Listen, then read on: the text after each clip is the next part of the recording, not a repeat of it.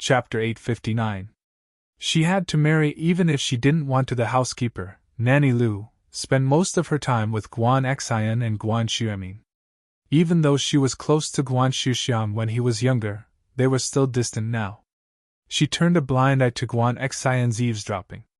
When Guan Xian heard Kong Ningning tell her father that he wanted to be friends with her, her heart skipped a beat. She was afraid that her father would mistake Kong Ningning for a handsome young man and agree to date her. Fortunately, her father was wise enough to reject Kong Ningning. But her father's reason was so strange.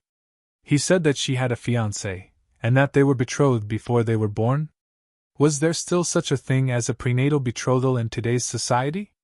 Wasn't this too strange? She didn't expect her father, who looked so old-fashioned, to have such a clever and eccentric side. Guan Xian thought it was funny. However, what made her happiest was that Kong Xiaoming actually believed her father's words and decided to give up on pursuing her. What an idiot! In fact, Guan Xian was wrong. In a big family like Kong Ningning, it was natural for the parents to make the decision. Just like the marriage between her brother and the Xiao family's Wang Xinyan, it was decided by the elders. Once it was decided, the younger generation couldn't change it. So Kong Ningning thought that Guan Xian was the same. So no matter what he did, he couldn't change it. He could only give up. When she heard that Kong Xiaoming was coming out, Guan Xian quickly sat on the sofa and pretended to watch TV as if nothing had happened. Kong Xiaoming opened the study room door and was pushed out by Wang Shubin. He looked at Guan Xian, who was sitting on the sofa watching TV, and sighed helplessly. He knew that Guan Xian was a girl from a wealthy family. Since she was already engaged, how could she still be friends with him? So he didn't even bother to say anything. To him, if he couldn't get a girl, it didn't matter how pretty she was. So he asked Wang Shubin to push him out of Guan Xuemin's mansion and left the place with his tail between his legs. Guan Xian, on the other hand, blushed when she saw her father walk out of the study. She had eavesdropped on his conversation with Kong Ningning after all. It wasn't a big deal, but it wasn't something to be proud of. Guan Xian felt a little embarrassed when she saw her father looking at her. She hadn't done anything bad, so she took the initiative to admit what she'd done. "Dad, that Kong Ningning was lying. I didn't nurse him." "Oh? Did you hear everything?" Guan Xiaoxiang didn't expect his daughter to eavesdrop. Seeing her blushing face, he nodded in understanding. "This person doesn't look like a good person. Don't come into contact with him in the future." "I know, I don't even talk to him," Guan Xian said. "He's the one who keeps pestering me, and that Lin Yi, you need to stay away from him in the future. Don't get too close to him. You are a girl, you need to take care of your reputation." Guan Xiaoxiang thought of Lin Yi and added, "He had always been biased against Lin Yi. Ever since Lin Yi and Guan Xuemin formed the company, Guan Xiaoxiang hated Lin Yi a little." "Ah? Lin Yi is a good person, he's not a bad person. He's different from Kong Ningning." Guan Xian froze and shook her head. She didn't understand why her father wouldn't let go of Lin Yi. "I told you, you are a girl, you need to watch your image," Guan Xiaoxiang said seriously. "Plus, you have an engagement. If any rumors spread, it won't be good for your reputation." It was the first time Guan Xiaoxiang used such a strict and unquestionable tone to talk to Guan Xian. "Ah." Guan Xian froze and looked at Guan Xiaoxiang suspiciously. "Dad, what engagement are you talking about? Isn't that an excuse to trick Kong Ningning into giving up? How did I get engaged?" "That's not an excuse." Guan Xiaoxiang waved his hand. Xian, you're not young anymore. It's time to tell you about this. Actually, before you were born, your mom and I had arranged a marriage for you. Now that you're all grown up, it's fine to tell you about this." "How can I do that?" Guan Xian didn't know what to do after listening to her father's words. The news was too shocking for her. She never thought that she was already engaged, and now she had a fiancé out of nowhere? Why not? It's always been like this since ancient times. Guan Xiaoxiang didn't think that his usually docile daughter would question him. His brows furrowed even deeper. Could there really be something going on between his daughter and that Linny? Dad, what era is this? Why do we have to arrange a marriage? I've never even met the person you're talking about. How can I marry him? Plus, it's been so many years, how can it still count? Can you reject it for me? Guan Xian couldn't believe it. She couldn't accept it. Reject what? You can't reject it. Guan Shixiang didn't give her any leeway. You have to marry him in the future. No one can change that. I'm not marrying him. This was the first time that Guan Xian, who had always been a good girl, vehemently refuted her father's suggestion. This was related to her lifelong happiness. How could she compromise? You have to marry him even if you don't want to. Guan Xiaxiang snorted coldly. He was getting a little angry. I'm in charge of this. Whatever you say is useless. Why should I? I've never met him. I don't even know what he looks like or what he does. Why should I marry him? Guan Xian's eyes widened. I'm not marrying him. I don't even like him. If you don't like him, then who do you like? Guan Xiaoxiang retorted. I just don't like him. Guan Xian almost spilled the beans. She blushed and stopped herself. You like that Linny, don't you? Guan Shixiang, of course, knew what his daughter was thinking. You should cut all ties with him as soon as possible. Otherwise, I'll find someone to break his legs. Your mother and I agreed on your marriage. I owe him a lot. My career today was all given to me by his elders. I, Guan Shixiang, am not someone who goes back on his word. It's good if you've thought it through. Even if you don't, you still have to marry him. With that, Guan Shixiang ignored Guan Xian. He stood up and strode out of the villa. Chapter 860. Guan Xiuming, but Guan Xian was afraid that her father would do something to hurt Linny in a fit of rage. She didn't know what to do. Linny had nothing to do with this, but he was dragged into this. Guan Xiuming heard the argument downstairs and came downstairs to see Guan Xian crying on the sofa. He paused for a moment before asking, Xian, what's wrong? Why are you crying here? Where's your dad? Grandpa. Guan Xian cried even more fiercely when she saw her grandpa. She never felt so wrong before. She couldn't understand how her father could interfere with her marriage, forcing her to marry someone she didn't even know. All right, don't cry. Tell Grandpa what happened first. Is there anything you can't solve?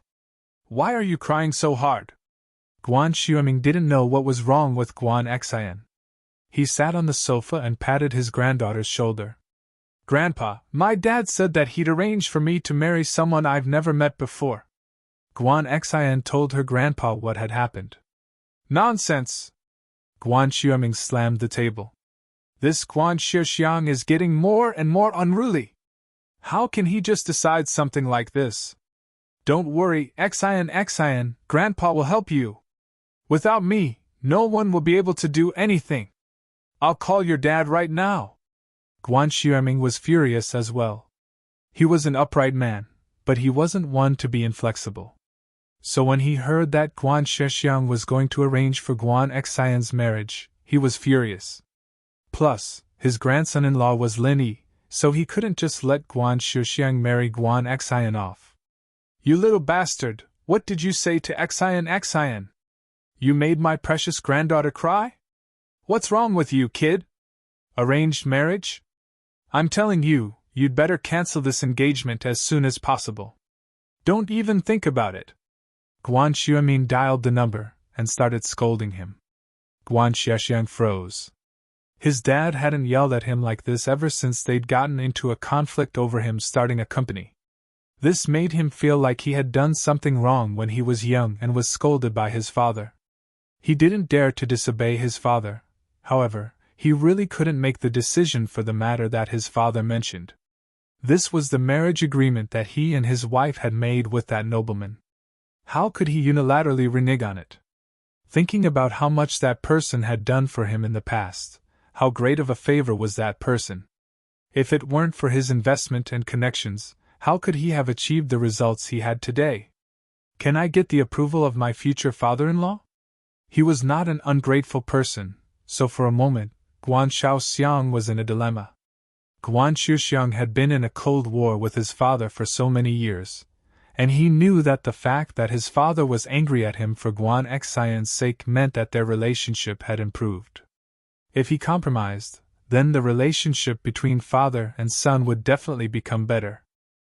However, could he compromise? It was impossible for him to break his promise with that person. Unless that person broke the contract, Guan Xiaoxiang would never do such an ungrateful thing. Thinking of this, Guan Xiaoxiang could only smile bitterly. He couldn't be loyal and righteous at the same time. What could he do? He didn't want to use this opportunity to ease his relationship with his father to anger him again, but he also couldn't break the marriage agreement. Dad, I can listen to you on other things, but this, I really can't change it. This was an agreement I made with that nobleman, and you know him. Guan Shuxiang sighed. How can I break the marriage agreement? But have you ever thought about Xian's happiness? If that's the case, then when that person comes, let him come to me. Just say that I broke the marriage agreement. Guan Shuamin was so angry that he laughed. He helped you before, and I even helped his wife cure her leg. If he doesn't want to, then he can come to me. If you let Xian get married again, then I'll make sure that she and you are no longer father and son. I'll make her have a cold war with you, just like how you and I did back then. With that, Guan Shuamin hung up the phone with a pa sound, ignoring Guan Shuxiang's words. Holding the phone, Guan Shuxiang didn't know whether to laugh or cry. He didn't know what to say. His father actually used what he did back then to threaten him. However, at least his father took over the matter, and promised that if there were any problems, he would let that nobleman go to him. This lessened the pressure on Guan Shuxiang, but he still didn't want to go back on his word. Regarding this matter, it seemed that he could only slowly convince his father. Now that his father was in a fit of anger, if he called him again to talk about this matter, it would undoubtedly make the already tense relationship between father and son even more tense. This was not what Guan Shuxiang wanted to see. Guan Shuamin hung up the phone. On the other side, Guan Xian was also smiling through her tears. Seeing how her grandfather stood up for her, Guan Xian felt that her father would definitely compromise. Yes, if it really didn't work, then she would be like her grandfather, like her father did when he was young, and have a cold war with him. Let's see what he could do to her. If she didn't marry, even if he beat her to death, it would be useless. Xian, are you happy now? Grandpa is on your side. Don't worry, as long as Grandpa doesn't agree, no one can marry you off. Guan Shuamin could still make this decision. Thank you, Grandpa? Guan Xian smiled happily. What are you thanking me for? Okay, go wash your face. Auntie Lu is about to make dinner, let's go eat something. Guan Shuamin smiled and nodded. Guan Xian happily ran to wash her face. She didn't know that her father still hadn't given up on this matter. Kang Mingming came out of Guan Xian's house and got into the car with a bitter face. Zhu Xiaoang, who was staying in the car, saw Kang Mingming come out with a bitter face. He was confused. Master Ming, what's wrong? What's wrong? Guan Xian's father doesn't approve of you two dating? Don't mention it. It's a long story. Kang Mingming felt that his time and money were all wasted. The worst part was that he broke his leg and gave Xiufan hundreds of thousands for nothing. What a big loss. Let me say it. Wang Shubin looked at Zhu Xiaozhang and explained. Guan Xian is already engaged to a husband. It was a marriage agreement made when she was young. This can't be changed, so Guan Xiaoxiang definitely won't let Master Ming and Guan Xian see each other. With the marriage agreement, Guan Xian can't be friends with Master Ming. For the sake of her future reputation, she can't do anything that will damage her reputation. So Guan Shixiang has no chance with Guan Xian. Chapter 861. Meeting at the school gate. Of course it's all wasted. Kang Mingming waved his hand in annoyance. It's fine if it's wasted, but the problem is, I can't get Guan Xian, and I can't get the formula. My family is really pressuring me, and my plan has failed. Kang Mingming was very worried that his position in the Kang family would be lost. Even if he told his family the truth, they might not blame him. After all, it wasn't that he didn't work hard, it was that he couldn't achieve it no matter how hard he tried. Guan Xian was already engaged to someone else. Even if Kang Mingming was the reincarnation of Panin, she wouldn't be able to break the engagement and get together with him, right? But what Kang Mingming was afraid of was that even though he wasn't the one responsible for this, he was still responsible for the fact that he didn't investigate thoroughly. If he had found out that Guan Xian was engaged, then he wouldn't need to spend so much effort to pursue her. Wasn't this a waste of time? As Kang Mingming's underling, Wang Shubin was also very worried. They were bound together for good or for ill. He understood that without the skin, where would the hair attach? If Kang Mingming's position in the Kang family was gone, and his prestige was gone, how could his two underlings have a good life? So it was Wang Shubin's job to solve Kang Mingming's problems. When he heard Guan Shuxiang reject Kang Mingming, he started to think about the next step. Master Ming, since this path is not working, then we won't go. Won't go? How am I going to explain this to my family? I said that I could definitely get Guan Xian, Kang Mingming said angrily. But who knew she was engaged? I can't explain this to my family. Doesn't that make me look useless? Of course not. Wang Shubin waved his hand. Master Ming, if you look at it from another angle, then it'll be much easier. Actually, pursuing Guan Xian wasn't your main goal. Your main goal was to get the formula. If you hadn't pursued Guan Xian and gotten the formula, wouldn't you have completed your mission as well? I think Dr. Kang cares about the prescription, not Guan Xian. That's right. But if I don't get Guan Xian, where am I going to get the prescription? Kang Mingming thought that Wang Shubing's words made sense, but he couldn't figure it out. There are many ways to get the recipe. Steal, rob, threaten, etc. We don't have to start with Guan Xian. We can still get it from other people in Miracle Dr. Guan's company. Wang Shubing said. I heard that your brother Kang Xiaobo is also the vice president of Miracle Dr. Guan's medical company? Yeah, I get angry when I talk about this. Kang Xiaobo actually became a vice president. He's even more powerful than me. I'm so mad. He's just a relative of the Kang family, but he's doing better than me. Kang Mingming thought of Kang Xiaobo and felt angry. The news of Kang Xiaobo becoming the vice president of Miracle Dr. Guan's medical company wasn't a secret. Miracle Dr. Guan's medical company had already announced it to the media. Master Ming, as the saying goes, when there's a war, blood brothers go to war, Wang Shubin said. Think about it. You and Kang Xiaobo are cousins. Although he's the vice president of Miracle Dr. Guan's medical company, I don't think he's earning much money, right? I think you can go find Kang Xiaobo. After all, he's a member of the Kang family. You can reason with him, move his emotions, and promise him a lot of money. It shouldn't be hard to get the prescription from him. Kang Xiaobo knows the prescription of the pill of life extension and toxin cleansing? That's impossible. Although he's the vice president, this prescription should only be known by Guan Xuemin and Fatty Lai, right? Kang Mingming wasn't stupid. He shook his head and said, Master Ming, your priority right now isn't to find the prescription of the pill of life extension and toxin cleansing. That can wait. Did you forget about the new mission that Kang Jialong gave you? He wants you to get the prescription of Miracle Dr. Guan's injury medicine and the source of the raw materials, Wang Shubin said. As long as you find these two things, it'll be a great achievement. As for the prescription of the pill of life extension and toxin cleansing, we'll think about it slowly. Oh, that's true. The injury medicine isn't that important. Kang Xiaobo should know the prescription and the source of the raw materials. Kang Mingming nodded and said, If that's the case, there's a way. Tomorrow, I'll go find Kang Xiaobo and have a good talk with him.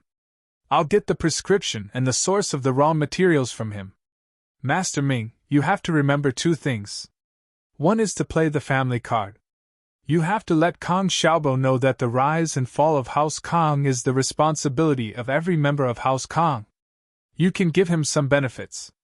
For example, after you take control of House Kong, give him some shares of Dr. Kang's medical company. Anyway, this is all nonsense. You don't know when you'll be able to take control of House Kong, Wan Shuben said. Other than that, you have to give him some benefits that he can see right now. Didn't you give Xiaofan a sum of money before? You can say that you did it because of Kong Mingming. This time, you have to give Kong Mingming some more money. Otherwise, he won't cooperate if he can't see the benefits. Yes, what you said makes sense. Kong Mingming nodded. I got it. Shuben, you really are the brains. I thought there was no other way and I was going to go home with my tail between my legs. I didn't expect you to have so many ideas. Hee, it's my responsibility to come up with ideas for Master Ming. Wan Shuben smiled proudly. The next afternoon, Kong Mingming carried a black leather suitcase with 300,000 yuan and went to visit Kong Xiaobo. Kong Xiaobo would go to Dr. Kang's medical company every afternoon. He had already told his homeroom teacher, Teacher Lu. Seeing that Kong Xiaobo had such a good future, Teacher Lu naturally wouldn't stop him. What was the purpose of going to university? Wasn't it to learn some skills and get a diploma to find a good job? Now that Kong Xiaobo had passed this step and found a good job, the homeroom teacher, Teacher Lu naturally wouldn't say anything. Kong Mingming already knew Kong Xiaobo's daily schedule. When Kong Xiaobo left school at noon, Kong Mingming stuck his head out of the Porsche Cayenne's rear window. Bro!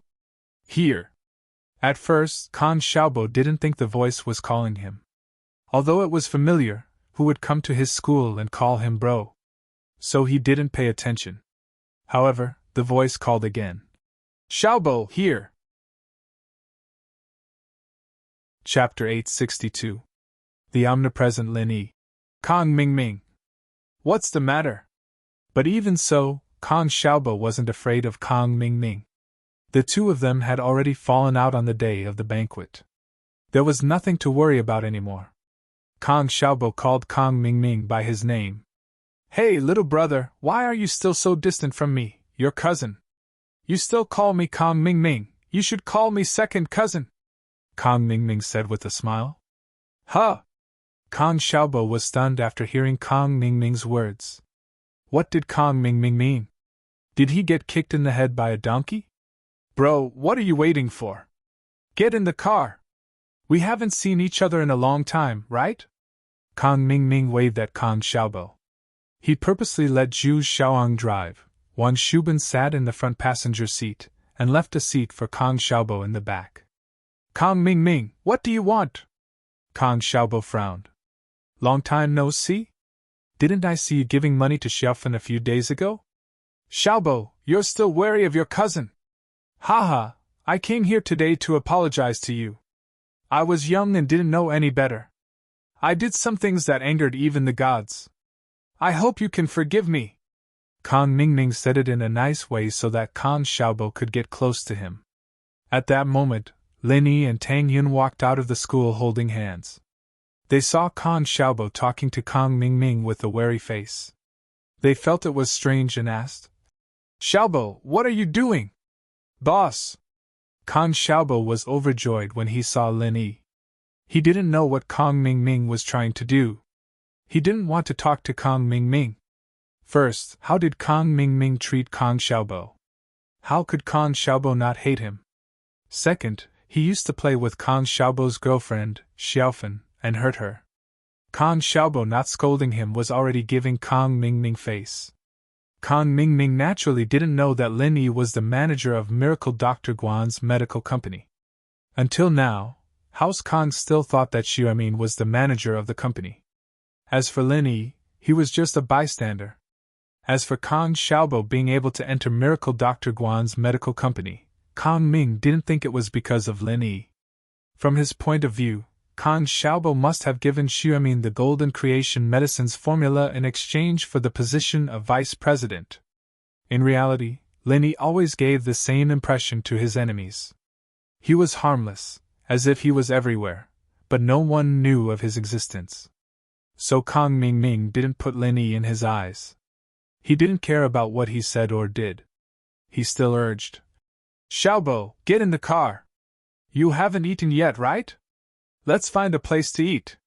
Boss, this. Kong Xiaobo was someone who listened to Lin Yi. He always followed Lin Yi's lead. If Lin Yi didn't come, he definitely wouldn't continue talking to Kong Ming Ming. He would have turned around and left. But now that Lin Yi was here, he needed Lin Yi to make the decision. Since Kong Ming Ming is treating, there's no harm in going. Let's go and have a look. Lin Yi shrugged. He wanted to see what this Kong Ming Ming would come up with. Boss, will you come with me? Kong Xiaobo hesitated and asked. Ask your cousin if he agrees, Lin Yi asked with a smile. Kong Xiaobo and Lin Yi didn't deliberately avoid Kong Ming Ming when they talked, so Kong Ming Ming heard everything they said. Kong Ming Ming was anxious to find Kong Xiaobo to get the prescription. Seeing that Kong Xiaobo was very obedient to Lin Yi, he planned to invite Lin Yi along. Last time when Xiufan took his money, Lin Yi was also present. So Kong Ming Ming felt that Lin Yi wasn't a righteous person. At the very least, he was greedy. So he didn't need to hide this matter from Lin Yi. As long as there were benefits, Lin Yi would let Kong Xiaobo take it. So before Kong Xiaobo asked, Kong Ming said first, Lin Yi, right? We're friends, and we've met a few times. Let's have a meal together. Kong Ming Ming didn't pursue Guan Xian anymore, so his hatred for Lin Yi had faded a lot. Especially after Guan Shuxiang silently tricked Lin Yi last night, it let Kong Ming Ming breathe a sigh of relief. Now that the two of them didn't have any conflicts of interest, Kong Ming Ming didn't mind having Lin Yi with them. You guys go, I won't be going. Tang Yun knew that Lin Yi had something to do, so she let go of Lin Yi's hand and said to Lin Yi, It's okay, let's go together. Lin Yi looked at Kong Ming Ming and said, Let one of your people get down and follow us in a taxi. I have 3 people, your car won't be able to fit. Kong Ming Ming was so angry that his teeth itched. Wasn't this bullying? I'm treating you guys to a meal, and you want to let my people get down? However, he wanted to please Kong Xiaobo and get the prescription and raw materials from him. He couldn't afford to offend Lin Yi. Thus, Kong Xiaoming's expression changed again and again. He said to Wang Shubin in annoyance, Shubin, help me sit in the front passenger seat. Then, you sit in the taxi and follow us. Kong Ming Ming sat in the front passenger seat, Lin Yi, Tang Yun, and Kong Xiaobo sat in the back seat of the Porsche Cayenne. Kong Ming Ming told Zhu Xiaoang to find a high-class hotel, then they went into a private room.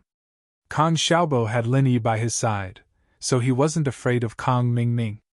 Since he was already here, he didn't care about Kong Ming Ming. However, Kong Ming Ming was here to please Kong Xiaobo, so he didn't mind. Xiaobo, I heard that you are the vice president of Miracle Dr. Guan's medical company? Kong Xiaoming asked casually after Xiaobo had ordered a couple more dishes before sending the waiter away. What's your order? Yes. Kong Xiaobo didn't know what Kong Ming Ming meant, so he answered with one sentence. Lin Yi and Tang Yun stood at the side, as if it had nothing to do with them. Lin Yi snatched the teapot that Kong Ming Ming was about to take and poured a cup of water for Tang Yun. Do you want some water? Tang Yun was a little nervous at first. She didn't like Kong Ming Ming. Whenever she saw him, she would think of the miserable Xiaofan, but now that Lin Yi was by her side, she felt more at ease. And Tang Yun held the cup and sipped the tea. Suddenly, she realized that Lin Yi was staring at her, and her face blushed. Chapter 863. Chapter 862, Strange meal. There were no enemies or small fries, and it made Lin Yi feel that his days were very leisurely. Lin Yi didn't know if this was a good thing. Was it really peaceful, and everything was over, or was it just the calm before the storm? From the looks of it, the latter was more likely. Yukun was crippled by him, and it was impossible for House Yu to not do anything. Perhaps they were planning something. As for the others, didn't Kong Ming Ming come knocking on his door?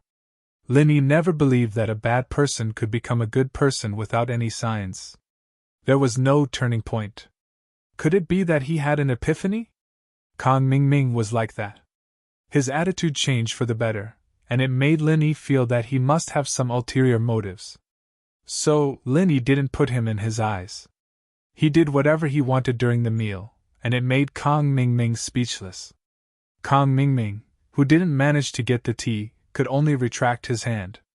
His legs weren't working, and he couldn't stand up. Lin Yi put the teapot far away, and he couldn't reach it. Ahem, Xiaobo, you are a member of House Kong, and we are a medical family. If you want to be a vice chairman, you should come to our Dr. Kong Medical Company. Why would you go to an outsider's company? Wouldn't it be a loss of face for House Kong? Kong Xiaoming coughed twice and continued. Oh? House Kong?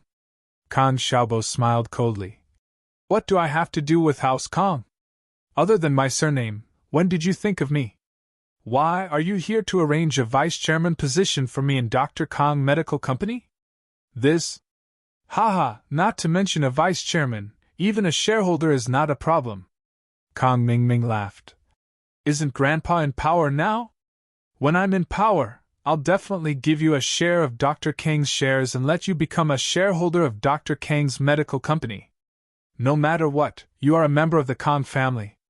How could they mistreat you? Oh, I'll have to thank you then. You invited me here just for this? Xiaobo didn't believe that Kong Xiaoming would call him over just for this kind of bullshit. Give me shares? He didn't believe that Kong Mingming would give him any shares, unless the sun rose from the west. Ha, let's eat first. Kong Mingming laughed, then pretended as if nothing had happened. He said to Zhu Xiaoang, Go take a look. Why aren't the dishes being served yet? As they were talking, the waiter knocked on the door and came in with the dishes. Soon, the dishes were placed on the table. The speed here was quite good. Lin Yi didn't care about Kong Mingming, Zhu Xiaozhang, and Wang Shubing at all. He started eating when the dishes were served. He even put food in Tang Yun's bowl from time to time. Lin Yi didn't care about anything, but Tang Yun was a bit embarrassed. After all, she was a girl. She didn't have a good relationship with these people, so she was a bit shy. Zhao Ming frowned as he watched Lin Yi gobble down the food without a care in the world. He wasn't happy, but he couldn't say it aloud.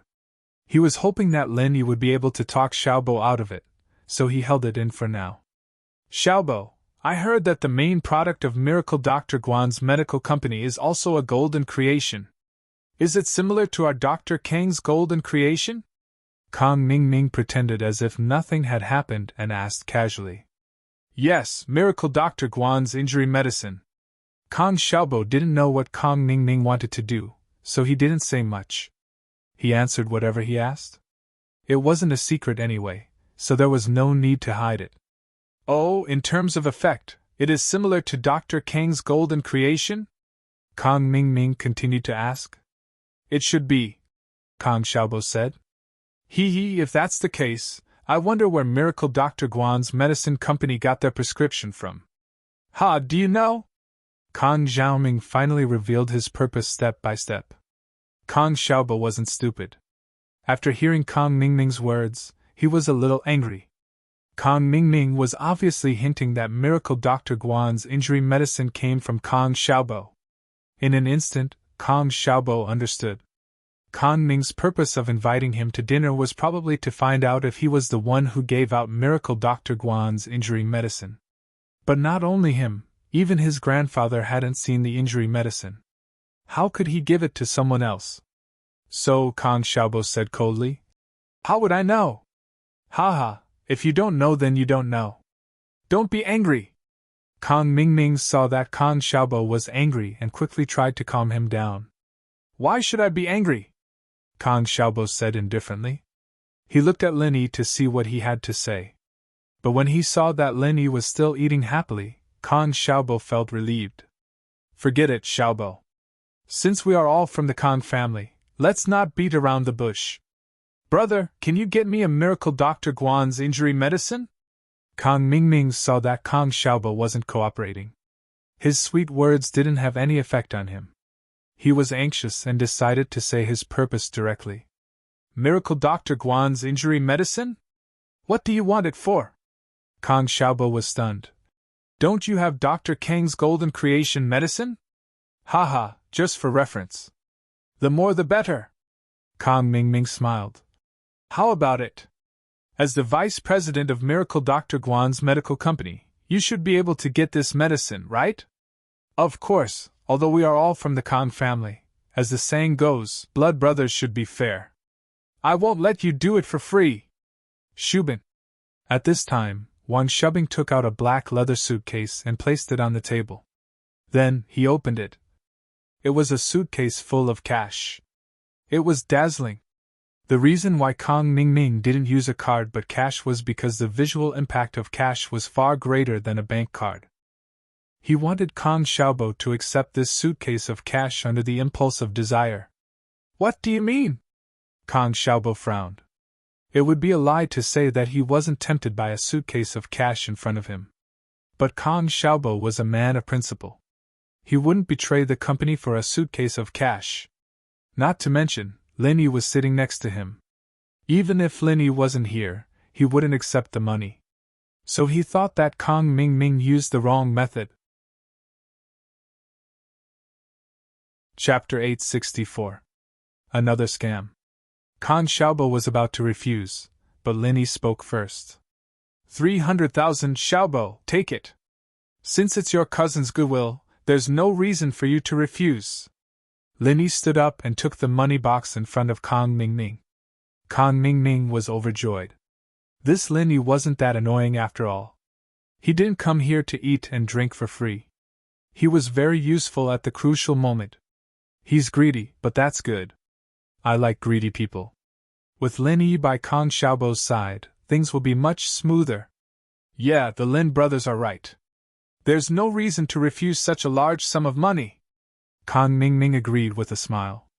He didn't say the last part of the sentence, which was that he was taking someone's money to get rid of a disaster for them. Kang Xiaobo was stunned by Lin Yi's action. Why was Lin Yi asking him to take the money? Wasn't that the same as giving the prescription to Kang Mingming? He looked at Lin Yi with uncertainty.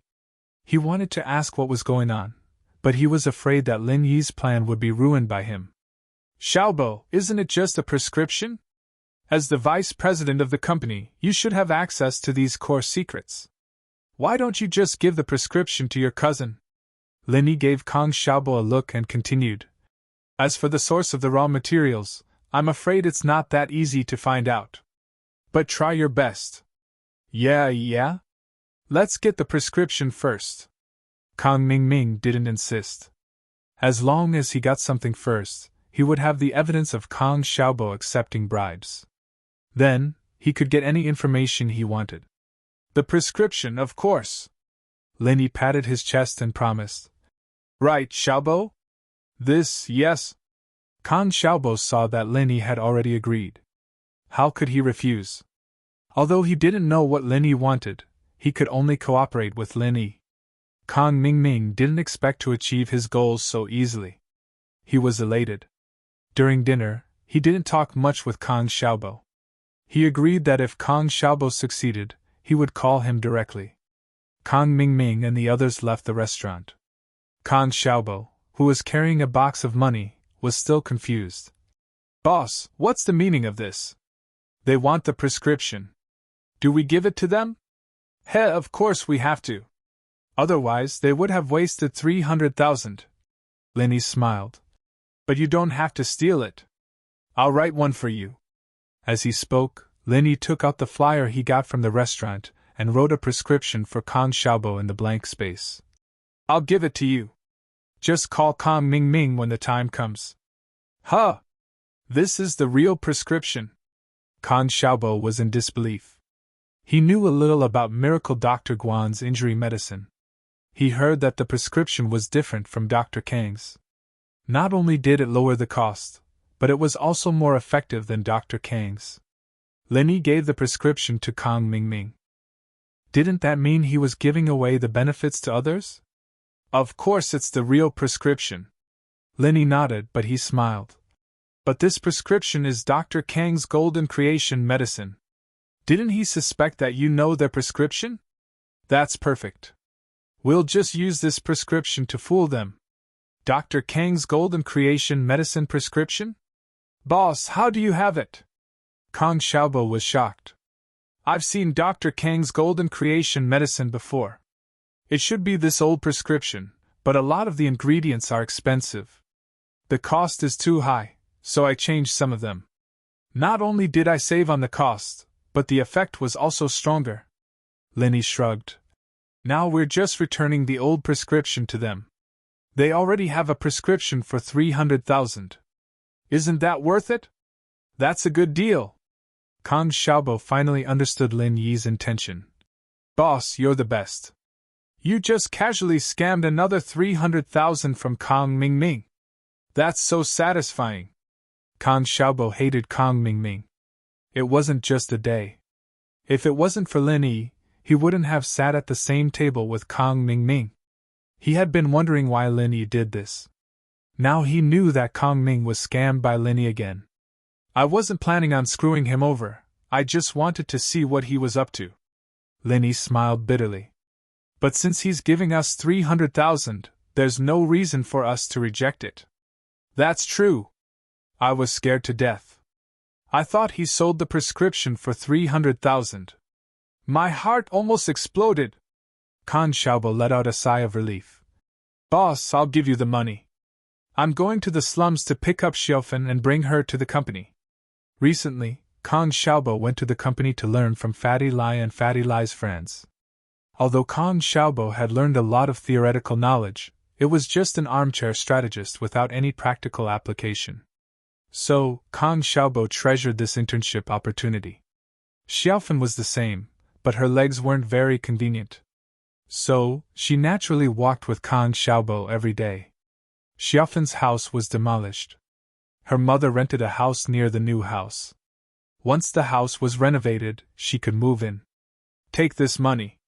Get a driver's license and buy a car. Otherwise, it'll be inconvenient for you to take care of Xiaofan every day. Use the rest of the money to buy some home appliances for Xiaofan? 300,000 was nothing to Lin Yi. Naturally, he wouldn't carry a suitcase of money back to school.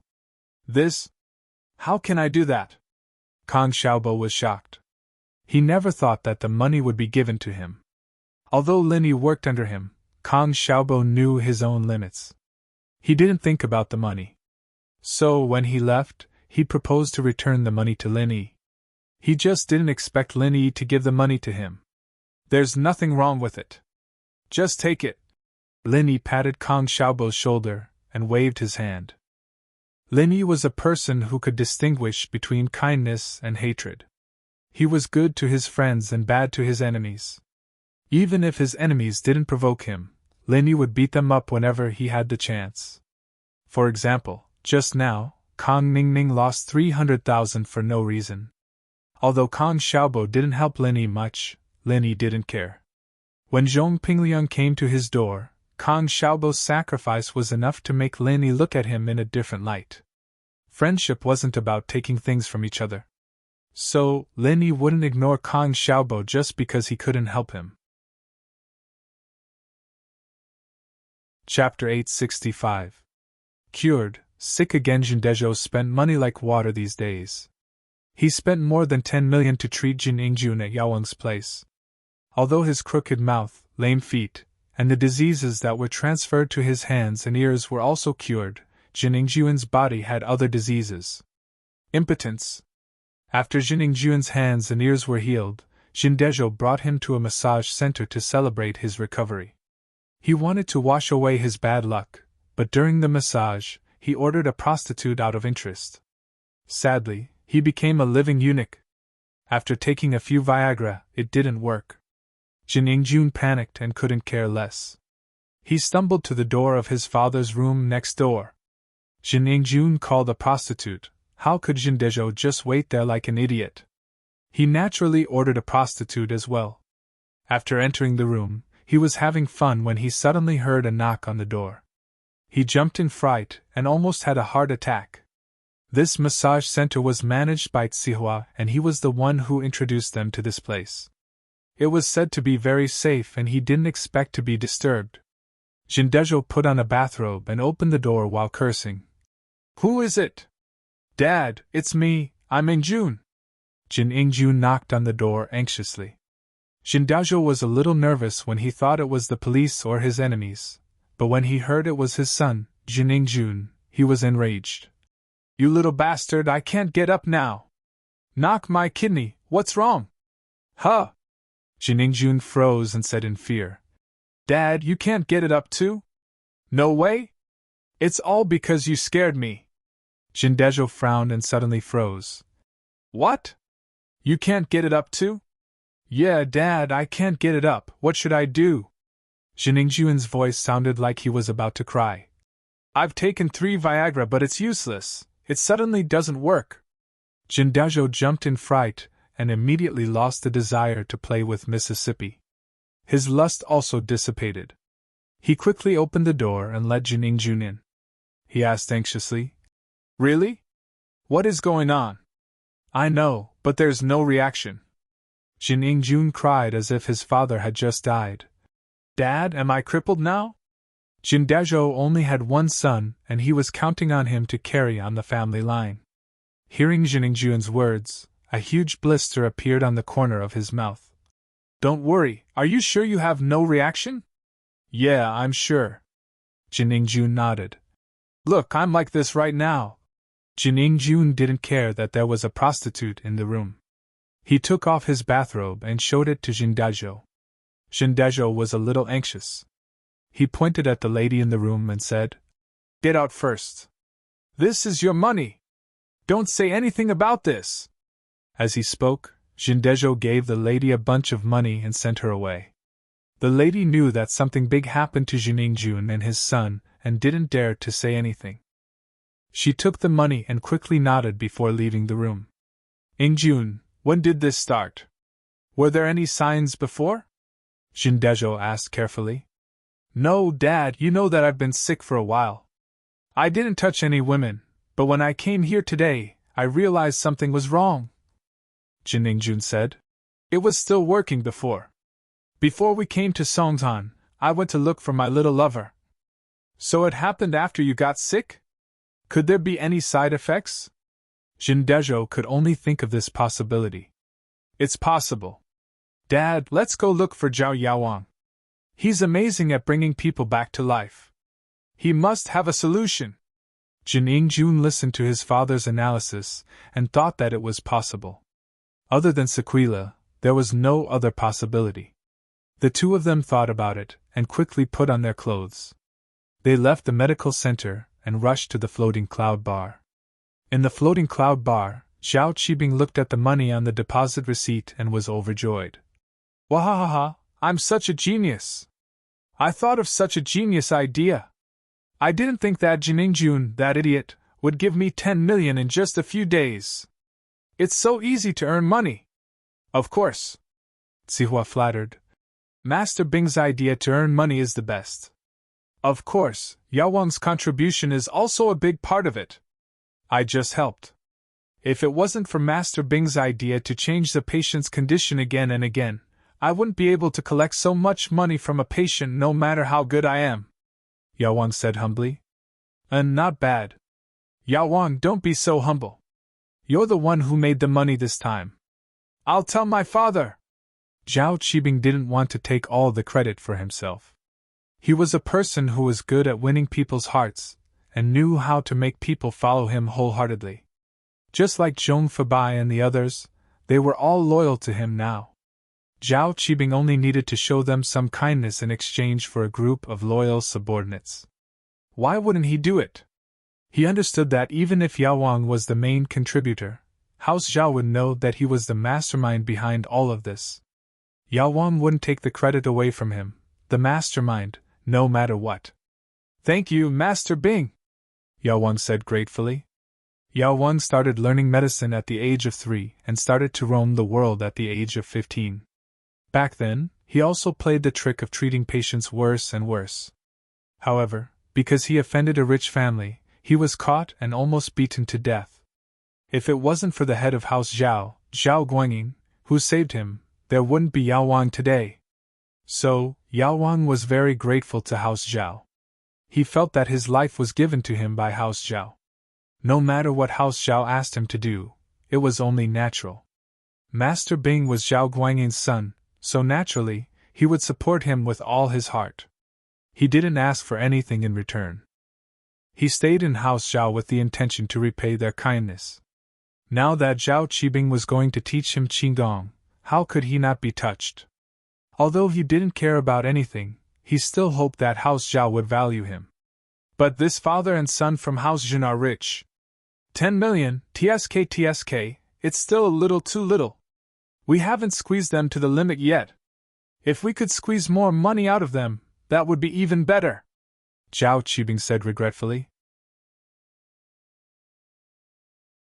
Chapter 866. Framing Linny. Oh? Really? But wouldn't he suspect something if we do that? Zhao Qibing wasn't stupid. Although he was greedy, he didn't want to ruin his reputation. We want long-term benefits, not Jining Juan's money. It'll be bad if they suspect that we did it. They won't, I did it discreetly. They don't have the intelligence to find out. Yao Wang waved his hand confidently. Besides, even if they go to the hospital, they won't be able to find anything. That's good, as long as we aren't involved. Zhao Qibing nodded in satisfaction. Of course not. Not only will they not implicate us, but they will also give us more money soon. Yao Wang sneered. Master Bing, watch me. All right, I'll wait for that idiot Jining Jun to give me money. Zhao Qibing nodded happily. Yao Wang was right. Not long after, Su Jianeng ran in. Master Bing, Jining Jun and his son are here again. They want to see Yao Wang. Let them in. Zhao Qibing couldn't wait anymore. The more he tasted money, the more he couldn't stop. Su Jianeng quickly brought Jin Dezhou and Jining Jun into the back room. As soon as they entered, Jin Dezhou raged. Yao Wang, what kind of illness did you treat? Why is it getting worse? Why did you treat something that wasn't sick before? Although Jin Dezhou was a boorish man, he was meticulous.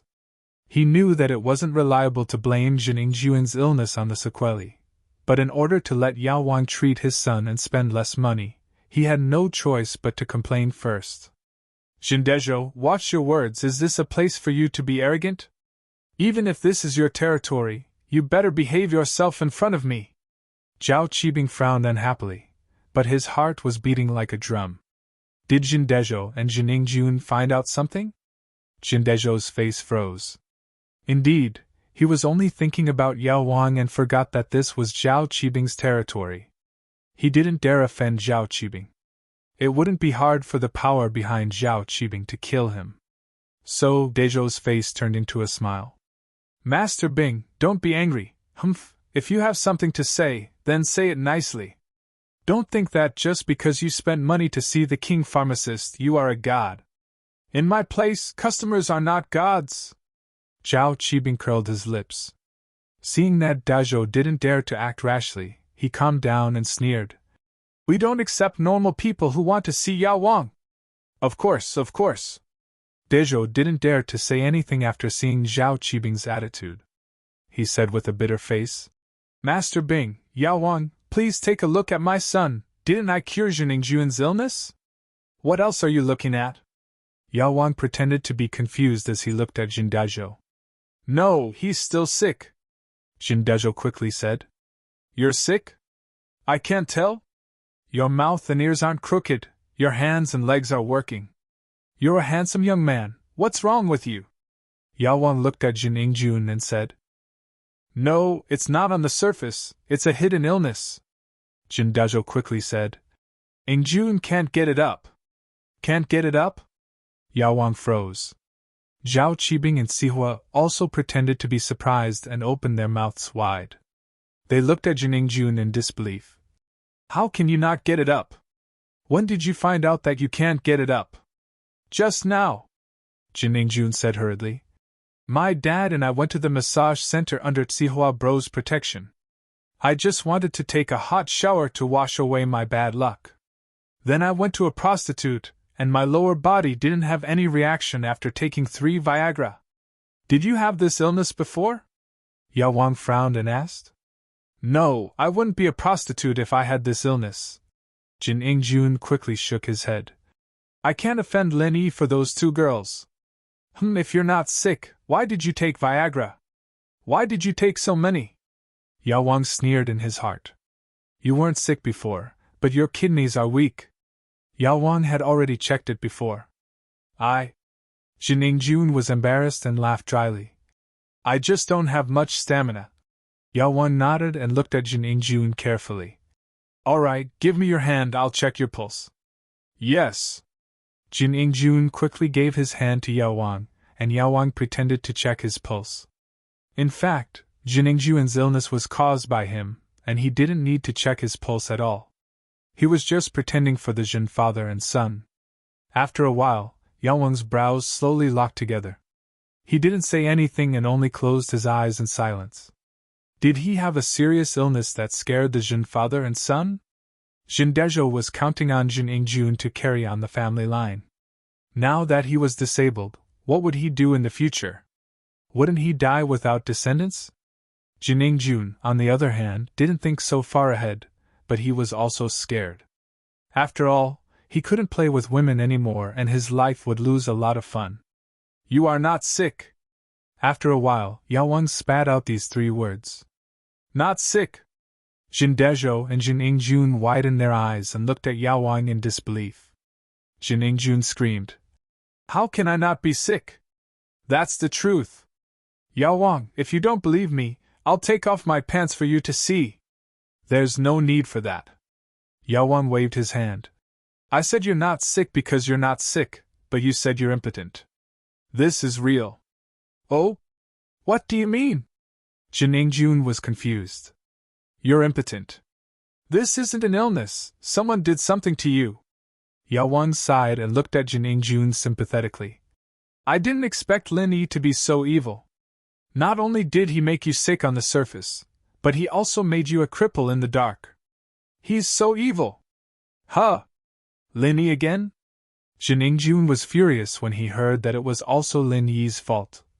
Dad, this Lin Yi is too evil, I want to kill him. Dezhou was infuriated as well. He didn't think that Lin Yi would be this evil, leaving his son with such an illness. Ingjun, don't worry, I'll avenge you. Dezhou was furious as well. He didn't expect Lin Yi to be this evil. Chapter 867. The price was a little low. Zhao Qibing and Lin Yi had a grudge against each other. If he could transfer the grudge to Jin Dezhou and Jin Ingjun and let them deal with Lin Yi, why not? Yao Wang felt that this was killing 2 birds with 1 stone. Master Bing would praise him again. Of course, we have to treat him first. Jin Ingjun quickly said. Yao Wang, can my illness be treated? Yes, but it's difficult. The King of Medicine sighed. To me, the King of Medicine, there is naturally no illness that cannot be cured, but the degree of difficulty is different. Previously, when I was treating you, I already wasted a lot of qi. Now your illness is not small, and it also needs to use qi. Yao Wang, don't worry, I won't shortchange your medical fees. Just tell me how much you need. Jin Dezhou quickly said when he heard that his son could be saved. You have to ask Master Bing about this. If I use all my qi on you, then if other patients come, I won't be able to save them. At that time, the loss won't be just a little. Yao Wang said with some difficulty. How about this? I'll treat Ingjun after I recover my pure energy. How about that? That way, the medical fees will be cheaper. This? How long do I have to wait? Jin Dezhou didn't have much money left. He came to Songzhan with 50 million to invest in the gambling boat, but before he even invested, he had to spend more than 10 million to treat his son's illness. From Yao Wang's tone, it seemed like treating his son's illness would cost a lot more than before. He hesitated. If he could wait for a while, why not wait if it was cheaper? 3 to 5 years, Yao Wang said indifferently. Huh! Jin Ingjun and Jin Dezhou froze and looked at each other. 3 to 5 years? Jin Dezhou thought that he would only have to wait for a few days, at most a month. Who knew that it would be 3 to 5 years? Wasn't that too long? Jin Ingjun couldn't wait any longer. If something went wrong or he couldn't find Yao Wang, wouldn't he be a eunuch for the rest of his life? Thinking of this, Jun couldn't help but look at Jindajo for help. Jindajo also thought of this. How could he wait? If he waited any longer and something went wrong, then his Jin family would have no descendants. Jindajo gritted his teeth and asked, Master Bing, the consultation fee is not a problem. As long as we can cure Juan's illness, money is not a problem. This? Master Bing hesitated and said awkwardly, Sai, it's not that I don't want to treat you, but life has a price, and she is priceless. Jindajo only wanted to curse after hearing Master Bing's words. What kind of theory was this? Life was priceless, and she was priceless. However, Jindajo couldn't get angry. He could only hold back his anger and said, It's okay. Just say it. At least 30 million. Qibing said faintly. Huh! Jindajo was dumbfounded when he heard the price. Although he expected the price to be high, he didn't expect it to be this high. 30 million. That was earned by Dahai bit by bit, and it was gone just like that. Master Bing, the price? Yao Wang heard the price and was in a difficult position. Jindajo was overjoyed when he heard Yao Wang's words. It seemed that Yao Wang also felt that the price was a bit high and wanted to help him. Yao Wang was such a good person. Thus, he hurriedly echoed, Yes, this price is really a bit low. Yao Wang followed. My chi is priceless. Jindajo almost vomited blood when he heard Yao Wang's words. So Yao Wang thought that the price was too low, not too high. Yet he had foolishly agreed with him. He was truly foolish to the extreme. Oh? Jindajo, you think so too? It seems like I'm really a kind person, asking for such a low price. Zhao Qibing shook his head in self-mockery. If that's the case, you can add more that. Ha, I'm a bit short on money recently, 30 million it is. Jindajo awkwardly agreed to the price. How could he dare to disagree? If he didn't, it might become 40 million soon. And 30 million it is. I've already said it. Yao Wang, this is the price, right? What do you think? Zhao Qibing looked at Yao Wang and asked. Okay, whatever Master Bing says, we'll do it. Yao Wang nodded. Thank you, Master Bing. I'll go prepare the money now. Jindajo said. In June and I will leave first. We'll come back when we have the money. Dad, why don't you prepare the money and I'll stay here for treatment? Jun didn't understand why his father wanted him to leave with him. How can we do that? How can we let Yao Wang treat you without money? You're so stupid. Jindajo glared at Jun and said. Jun had no choice but to follow his father out of the bar and ask curiously. Dad, why did you drag me out? It'll be better if you let me treat the illness first, it'll prevent more problems. We came in a hurry and thought it was a side effect, but it doesn't seem to be. So I'm thinking, should we go to the hospital and have a look? What if the hospital can treat it too? Then we won't have to waste money, right? Jindajo wasn't stupid and had some intelligence. You're right, I was too impatient. Jun nodded. Yeah, 30 million can be used for anything, but if it's used for treatment, it'll hurt my heart. The father and son discussed and stopped a taxi to go straight to the hospital.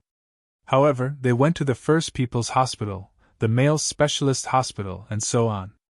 In the end, they couldn't find anything. The medicine king was right about his illness. He didn't have any illness, so what could the hospital find?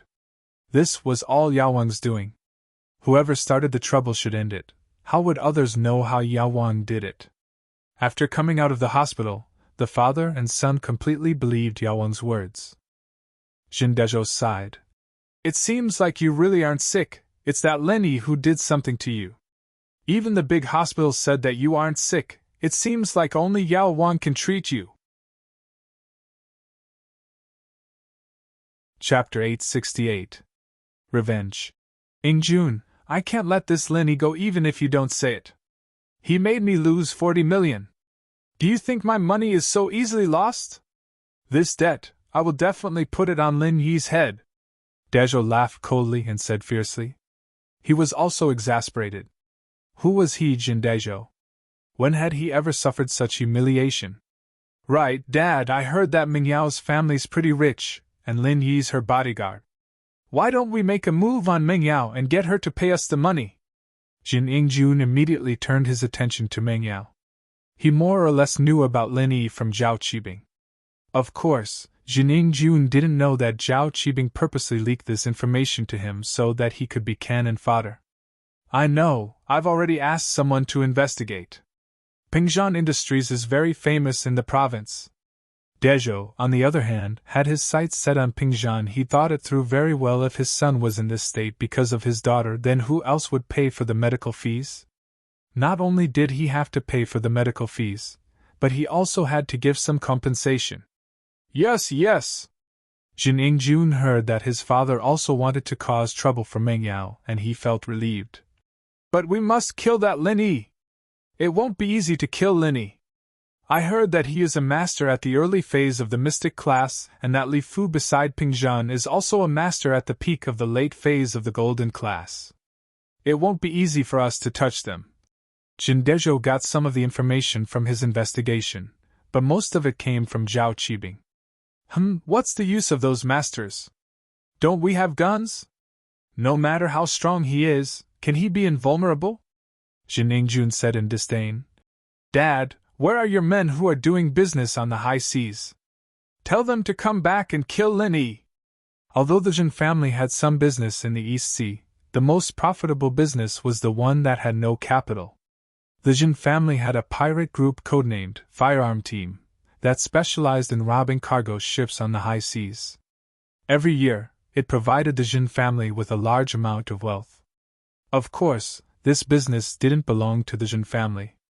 With the Jin family's strength, they couldn't afford such a large business. This business was managed by Jin Dezhou on behalf of a distant relative. That distant relative took the majority, while Jin Dezhou only took 20%. Childish! You're going to call in a firearm team from the city and give Lin Yi a round of bullets? Wouldn't that be waiting for the police to destroy our Jin family? Jin Dezhou glared at Jin Yingjun and said angrily. Although these cultivators are afraid of guns, a sneak attack with 1 or 2 guns won't be able to hit them because they are too fast. The only way to kill them is if a group of people fire at the same time and shoot randomly. But unless there's no one around, if there's such a large-scale gunfight in the city, I'll be arrested as the leader of a terrorist organization tomorrow. I'm sorry, Dad, I didn't think it through. Jin Yingjun thought that having a firearm team was a great thing and he wasn't afraid of anything in this world. However, after hearing his father's words, he realized that he was taking it for granted. But your suggestion is good. I have a plan to deal with them. Jin Dezhou's eyes flashed with a hint of viciousness. Let's go, we'll go find Yao Wang first. Dad, how are you going to deal with them? Jin Yingjun was impatient. I'm going to ask for help from your 4th uncle and ask him to send his master to help, Jin Dezhou said. This 4th uncle was Jin Dezhou's business partner. 80% of the business on the sea belonged to him, and Jin Dezhou was working for him. Oh? Ma Zhu, who works for 4th uncle? Jin Yingjun quickly asked. I heard that he's also a Mystic Division master? Yes, when we were fighting for business on the sea, your 4th uncle sent him to help me. You didn't see how good he was. Jin Dezhou seemed to be recalling the events of the past. 1 kick, and one of them was kicked to death. Even his head was sent flying. Can he deal with Lin Yi? Jin Yingjun didn't care much about cultivators and warriors. He always felt that they weren't as good as guns, but according to his father, they couldn't use guns on a large scale in the city. Of course he can, Jin Dezhou said. He's a physical master in the middle phase of the Mystic Division. I heard from Zhao Qibing that Lin Yi is only in the early phase of the Mystic Division. Of course he can deal with him. Jin Dezhou didn't know the difference between physical and spiritual, but he felt that the middle phase of the Mystic Division was definitely stronger than the early phase of the Mystic Division. Then let him kill Lin Yi directly? But that won't be enough. Jin Yingjun felt that killing Lin Yi directly was too easy on him. Of course we can't kill him directly. Dezhou shook his head. What we need to do is to let Ma Zhu kidnap Meng Yao and Yushu. His opponent is only that Li Fu. As long as he defeats Li Fu, we'll be able to capture Meng Yao and Yushu. With the hostages, we can threaten Pingzhan to ransom them. Of course, we can ask Lin Yi to deliver the ransom to a deserted place and let the firearms team shoot him to death. Great! Not only can we get a large sum of money, but we can also take revenge. Jiningyuan's eyes lit up after hearing his father's words. All right, it's settled then, but I have to be cured first. Meng Yao and Yushu, I will definitely kill these two girls. Ha ha! Ha ha! Jindejo laughed along with his son. A revenge plan was formed just like that. In the floating cloud bar, Zhao Qibing said unhappily. What is Jindejo doing with Jiningjun? He doesn't want to be cured? Why aren't they back yet? No, I think Jindejo wants to take Jiningjun to the hospital to confirm if he's sick or not. Yao Wang saw through Jindejo's intention. Oh? Would the hospital be able to tell? Qibing paused and asked. Master Bing, don't you trust me, Yao Wang? Don't worry, they'll be back soon. Yao Wang said. Master Bing, you'll definitely earn this money. Ha, then I'm relieved. Zhao Qibing nodded. That's fast, but there aren't many fat sheep like them. Otherwise, I wouldn't be able to make money from real estate. Chapter 869. A Good Plan. Of course, we have Lin Yi to take the blame for us. What's there to be afraid of? Zhao Qibing waved his hand. But this time, we have to get a hidden illness that's hard to notice. It's best to let him notice it after a while. You're right. I understand, Master Bing, don't worry. Yao Wang nodded. I'll get him a disease that affects his eyesight and make his eyes blurry until he can't see anything. Of course, this will take around a year. Okay, let's do that. 1 year later, when Hausjin has earned enough money, they'll send it to us. Wahahaha! Zhao Qibing laughed excitedly. Just as Yao Wang predicted, Jindejo brought Jiningjun back. They couldn't find anything wrong with their son in the hospital, so they could only come back to Zhao Qibing to be cheated. Master Bing, I've finally collected the money. When can we start the treatment? Jindejo said with a smile. He was now sure that only the king pharmacist could cure his son's illness. Actually, we could have started just now. You're our old customer, you don't have to pay first. Zhao Qibing said sarcastically. Ha, I was just thinking about it. Let's get the money together first. Jindejo didn't know if Zhao Qibing guessed the reason why he left and felt a little awkward. Shall we start now? Yao Wang nodded. Okay, let's start then. Follow Li Zihua to complete the transfer. I'll start treating your son now. Jindejo followed Zihua to complete the transfer while Yao Wang pretended to treat Jiningjun. He held the silver needles in his left hand and pressed on Jiningjun's pulse with his right hand. He transferred traces of pure energy into Jiningjun's body, making Jiningjun feel as if his entire body was heating up. The silver needles instantly covered Jiningjun's body, turning him into a porcupine. However, Jiningjun believed in Yao Wang's medical skills and wasn't afraid. In fact, Yao Wang only inserted one needle in the right spot. The other needles were just for show and didn't pierce into the acupoints at all. The last one was to destroy his vision. But Jiningjun didn't know about it and thought that it was some kind of magic. The medicine king used his true qi to heat up his body, so he was sweating profusely. In the eyes of others, it looked like he had overexerted himself and was exhausted. Looking at the medicine king who was sweating profusely, Jindejo sighed. It seemed that this 30 million was not easy to earn. How much Jinqi would be consumed? It's so hot, I'm dying. Jiningjun was scalded by Yao Wang and his body turned red as if he was cooked. Ingjun, you have to persevere! Jindejo quickly encouraged his son. The process of treatment is naturally painful. I know, I will endure it. The teenage mutant ninja turtle is extremely brave. Jiningjun started to mutter some words of encouragement. Jiningjun was tormented for more than an hour, and Yao Wang didn't have it easy either. He was suffocating from the heat, but for the sake of the 30 million, he had to put on an act. He had to make Jindejo feel that the 30 million was worth it. Only then could he go out and advertise for him, and show how amazing Yao Wang was. There's a reaction! There's a reaction!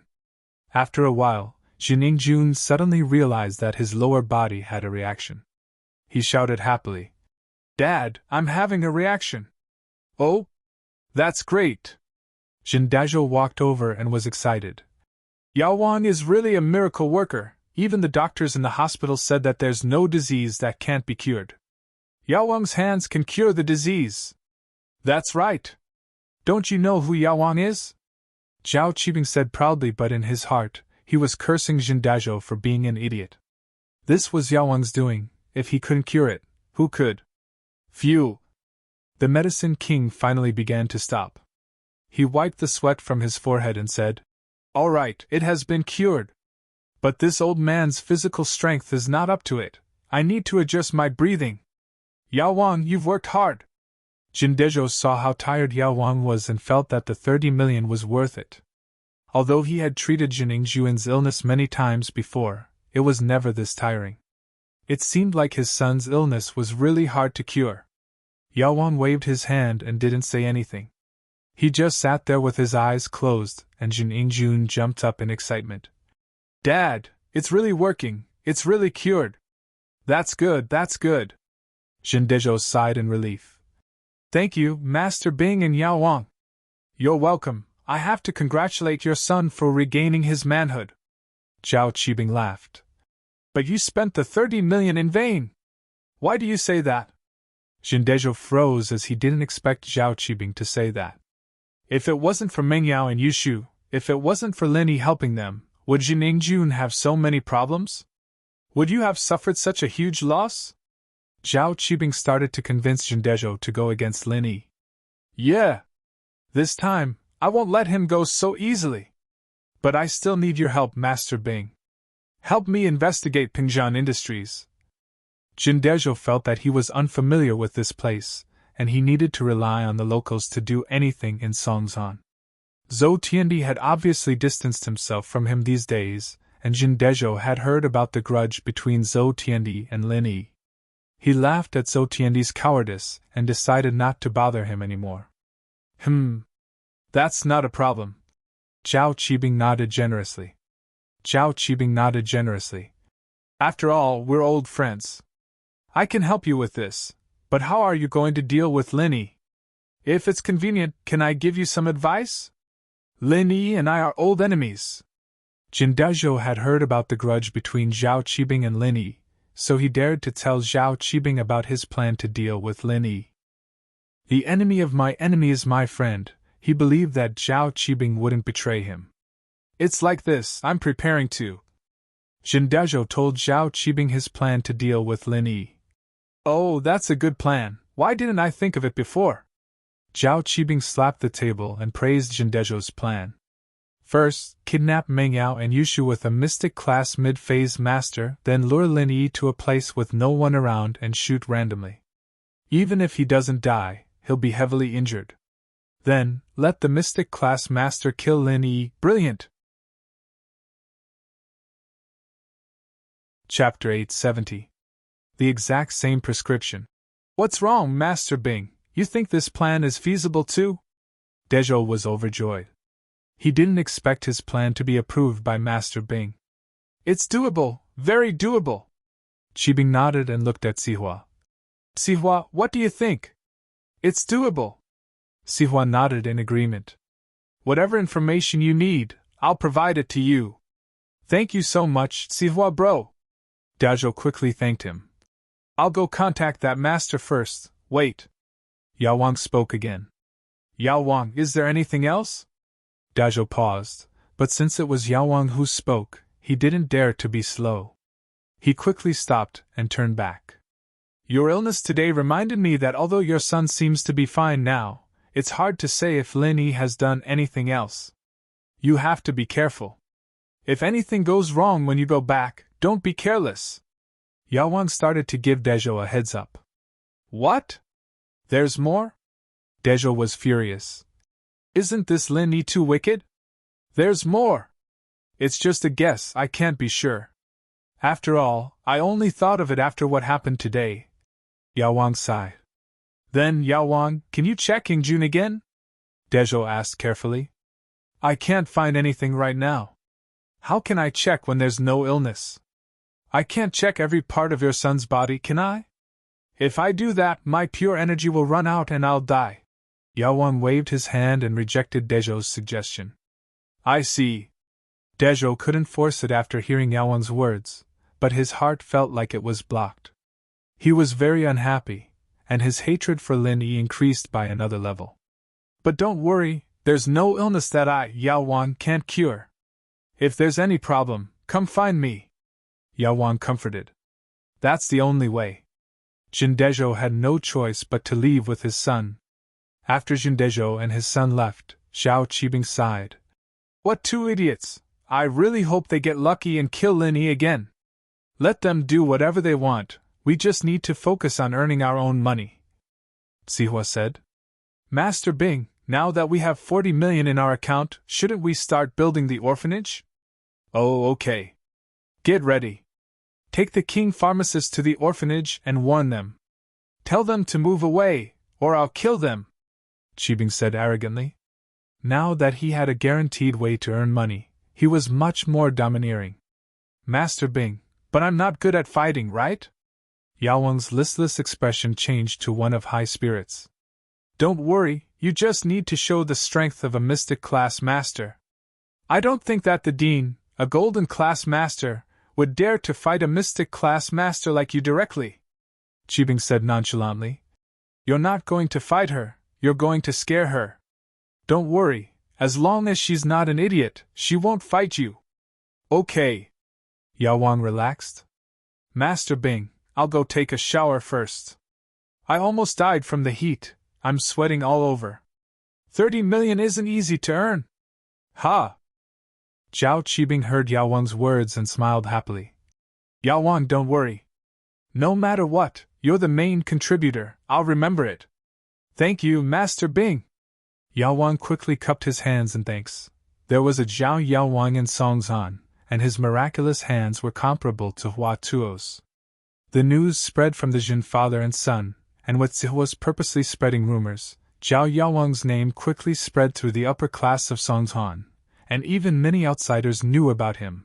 However, because of Zhao Yao Wang's high fees, other than Jining Jun, who couldn't be cured by others, no one else was willing to spend so much money. So even though Zhao Yao Wang was famous, there weren't any patients. Kang Mingming got the Yao Wang formula from Miracle Dr. Guan's injury medicine from Kang Xiaobo, and he was overjoyed. He didn't think that he'd get the formula so easily. If he'd known, he wouldn't have gone after Guan Xin. However, Kang Xiaobo's power was limited. It was easy to get the formula for the injury medicine, but it wouldn't be so easy to get the formula for the pill of life extension and toxin cleansing. Kang Xiaobo's access was limited, after all. It seemed like he had to start from Guan Xuemin's side. Of course, this was a matter for the future.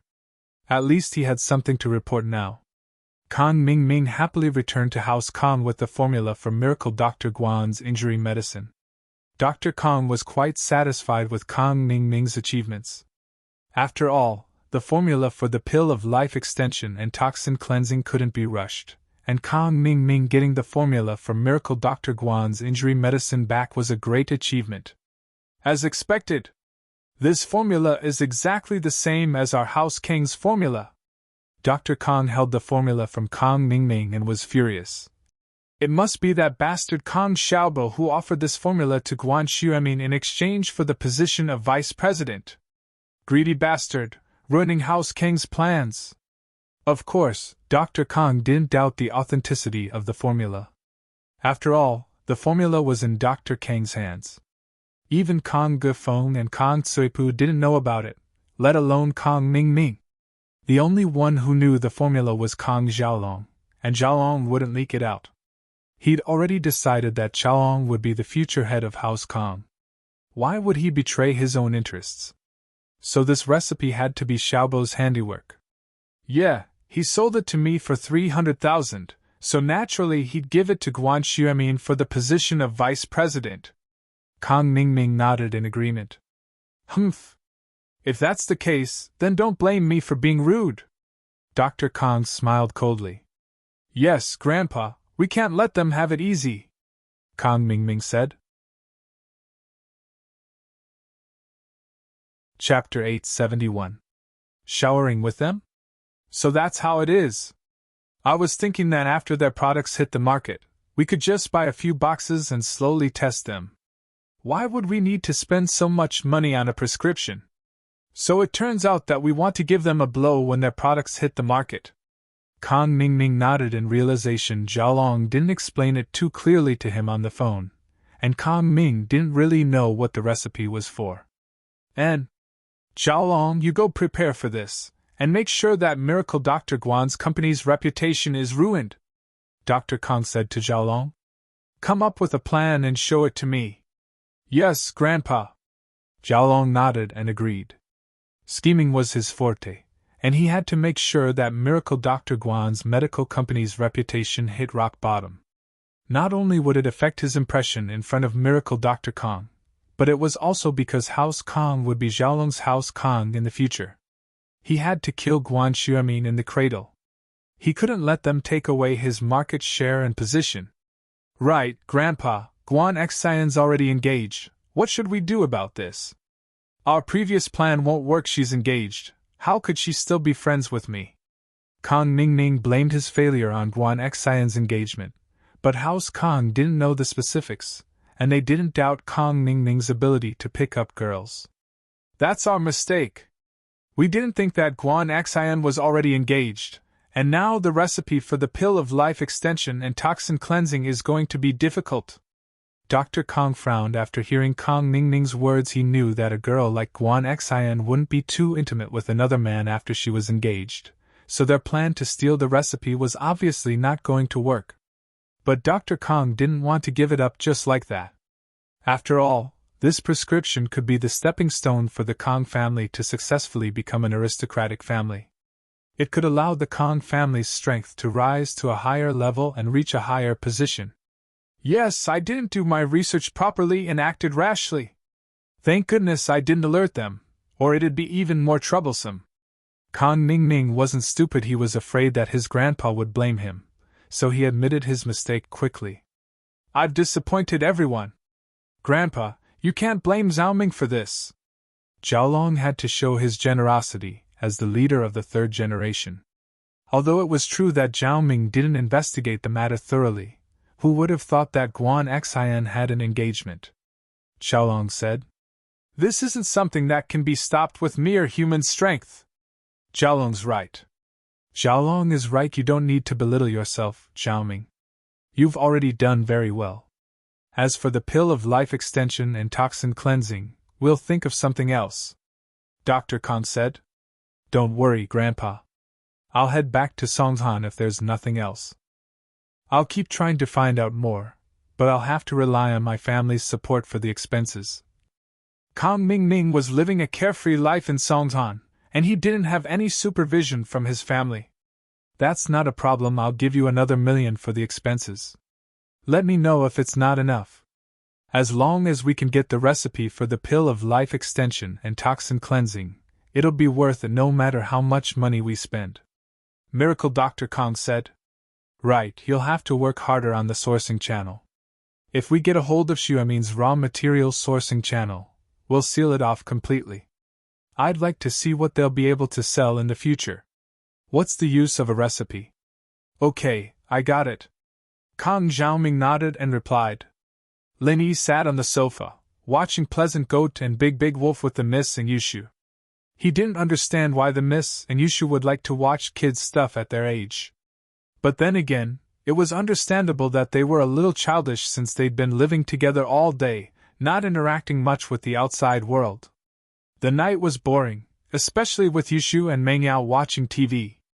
Lin Yi didn't have anything to do, so he picked up the phone on the table and started playing games. He'd volunteered to watch TV with them just now, and it'd be a little embarrassing if he were to leave halfway through. Wouldn't that be a little too much of a disgrace? The Miss seemed to be someone who cared a lot about face. I'm going to shower. Lin Yi wasn't interested in it at all, and when the show was finally over, He tossed his phone on the coffee table and stood up, preparing to take a shower in his room. I'm going to shower too. Meng Yao stretched her body. What about you? Oh, I haven't finished my apple yet. I'll watch TV for a while. Yao Yao sis, you go shower first. Yushi used the remote control to change the channel, her mouth stuffed with half an apple as she mumbled. Meng Yao turned around and went upstairs. General Wei Wu saw that the people in the living room had left, so it wagged its tail and went back to its place, under the stairs. Not long after Lin Yi and Meng Yao left, Lin Yi's phone rang, scaring Yushu. She picked it up and saw the name. Tang Yun. She hesitated before picking it up. Hello? Hello? Tang Yun froze. Why was it a girl's voice? She subconsciously thought that she'd called the wrong number, but when she saw that it was indeed Lin Yi's name, she couldn't help but feel strange. You are? Isn't this Lin Yi's number? Yes, I'm Shu, the automated voice answering machine. What can I do for you? You can leave me a message, or I'll pass it on to Shield Bro. Yushu said. Tang Yun heard Yushu's voice and was speechless. Shu? Where's Lin Yi? Oh, Shield Bro and Yao Yao sis are showering right now. Why are you looking for him? Yushu smiled mischievously. Shower? Lin Yi and Meng Yao? Tang Yun heard Yushu's words and was taken aback. Why did Lin Yi and Meng Yao go to shower? Yeah, Yushu said. Together? Tang Yun didn't believe Yushu's words. This girl always talked nonsense. Who knew if she was telling the truth or not? Tang Yun's vigilance was high now, and normal people couldn't lie to her. Yeah, Yushu replied. Then why don't you go with him? Aren't you Lin Yi's mistress? Tang Yun asked. Chapter 872. Can you see through things? Tang Yun frowned. If Yushu had said that she had just finished showering or was about to shower, then Tang Yun wouldn't have believed her. But Yushu's explanation made Tang Yun a little uneasy. All right, I won't talk to you anymore. I've said too much. If Yao Yao sis finds out, I'll die a horrible death. Bye-bye. Yushu didn't wait for Tang Yun to reply and hung up the phone. Then, she started laughing. Tang Yun didn't get to ask what was going on before Yushu hung up and made her feel a little uncomfortable. Lin Yi really went to shower with Meng Yao? Tang Yun had always felt that the relationship between Lin Yi, Meng Yao, and Yushu wasn't as simple as an employer and employee relationship. Perhaps nothing had happened now, but if this went on, something would happen sooner or later. But Tang Yun didn't want to think about it. She even thought optimistically that if Lin Yi really did have something going on with Meng Yao, it'd be fine as long as she didn't know about it. She didn't know what was going through her mind. Was it because she felt inferior? Or was it because she was afraid of losing Lin Yi? Xiu Xiao's words were a lie, but it was a wake-up call for Tang Yun. Love didn't need a reason, and there was no such thing as being rich or poor, but there was always a difference between ideals and reality. Honestly speaking, Tang Yun herself felt that Meng Yao or Guan Xian might be a better match for Lin Yi, and she, on the other hand, had gotten together with Lin Yi by accident. She couldn't help Lin Yi at all. No matter what he did, she'd always be a bystander, and she'd even drag him down with her. Once this feeling formed, it would take root and grow, making Tang Yun worry more and more. She didn't want to ask Lin Yi anything, and she didn't dare to. Yushu's words were 80% fake, but sometimes, knowing that it was fake still made her worried. Tang Yun picked up her phone and hesitated for a long while before dialing a number in the contact book. Do. After the call connected, it rang many times, but no one answered. Tang Yun silently pressed the hang-up button and put the phone aside. She fell onto the bed, hugging the pillow in her arms as she stared at the wall in a daze. After a while, Tang Yun's phone beeped. It was a text notification. Tang Yun was spacing out when she received a text. She looked at her phone and saw that it was a text from Meng Yao. I was taking a shower just now. What's the matter? Tang Yun was shocked. Was Meng Yao really taking a shower? Tang Yun felt as if her heart had been broken into pieces at this moment. It hurt a little. But then she thought about it. If Meng Yao really was showering with Lin Yi, then why would she tell her? How good would it be to hide it from him? But Tang Yun couldn't see Meng Yao's expression, so she didn't know if this message was a show of force. The tone of the message was calm, and she couldn't see any emotions in it. This was the Miss style. Tang Yun wanted to make a call to confirm, but she didn't dare. She was afraid that her guess would become reality if she called. But she couldn't be at ease if she didn't call. After a long time of hesitation, Tang Yin sighed and put the phone aside.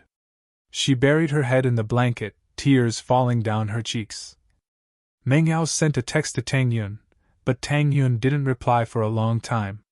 She found it strange, so she called Tang Yun back. After all, the three of them had a good relationship. Meng Yao shook her head when she heard the sound of the phone being turned off. Maybe Tang Yun's phone was out of battery, or maybe she called the wrong number. She didn't think too much about it, so she put the phone aside and dried her hair with a towel. It was a quiet night, and Lin Yi realized that he left his phone in the living room the next morning. He looked at his phone and saw no missed calls, so he didn't think too much about it and went to prepare breakfast for the Miss and Yushu. Faubert came to pick up the Miss and Yushu, and Lin Yi drove Yushu's beetle to the hospital to pick up Tang Yun. Tang Yun stood at the entrance of the hospital, feeling nervous. She didn't know if Lin Yi would come to pick her up like usual, and she didn't know if she would ask Lin Yi about what happened yesterday. So she didn't even eat breakfast, and spent the whole morning in anxiety. But the moment Tang Yun saw Lin Yi, all the unhappiness disappeared. Seeing the smile on Lin Yi's face, Tang Yun smiled as well. He still loved her, so why didn't she believe him? Why did she have to worry about something that could happen, but was bound to happen? Tang Yun shook her head and quickly ran to Lin Yi with her bag. Why are your eyes red? Didn't you sleep well last night?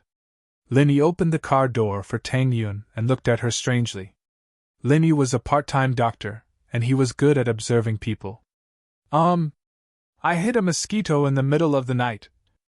Tang Yun lied. She couldn't tell Lin Yi that she cried until midnight, could she? That would be too embarrassing. Although Lin Yi thought that Tang Yun was lying to him, Lin Yi didn't want to get to the bottom of it if Tang Yun didn't want to tell him. What do you want to eat? Tang Yun heard Lin Yi's question, and she couldn't help but be surprised. What do you want to eat? Breakfast you don't want to eat? Lin Yi smiled. I already ate. Tang Yun wanted to say that she already ate, but looked at Lin Yi's half-smiling eyes and looked down. How do you know that I didn't eat breakfast? Since Lin Yi said that, naturally, he had his reasons, so Tang Yun didn't deny it.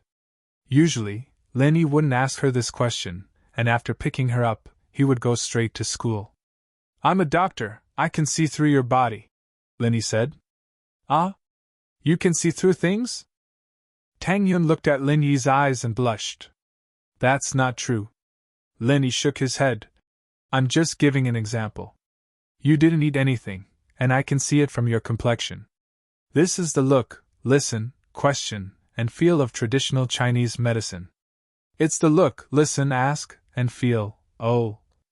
Tang Yun thought that Lin Yi could see through things, and she was shocked. Although she would show it to him sooner or later, it would feel weird if someone could see through things.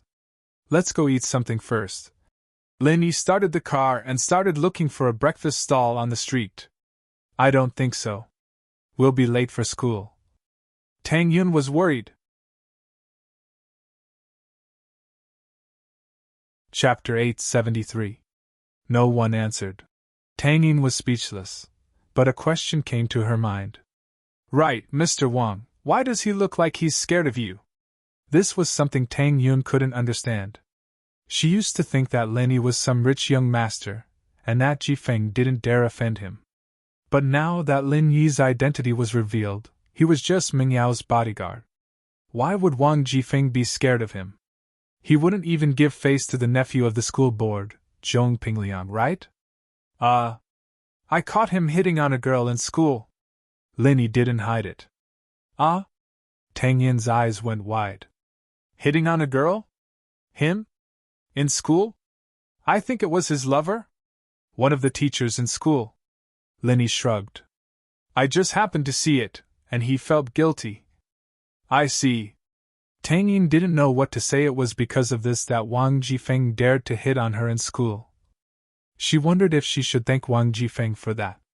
If Linny hadn't caught him, Linny wouldn't have dared to do that. Let's go eat first.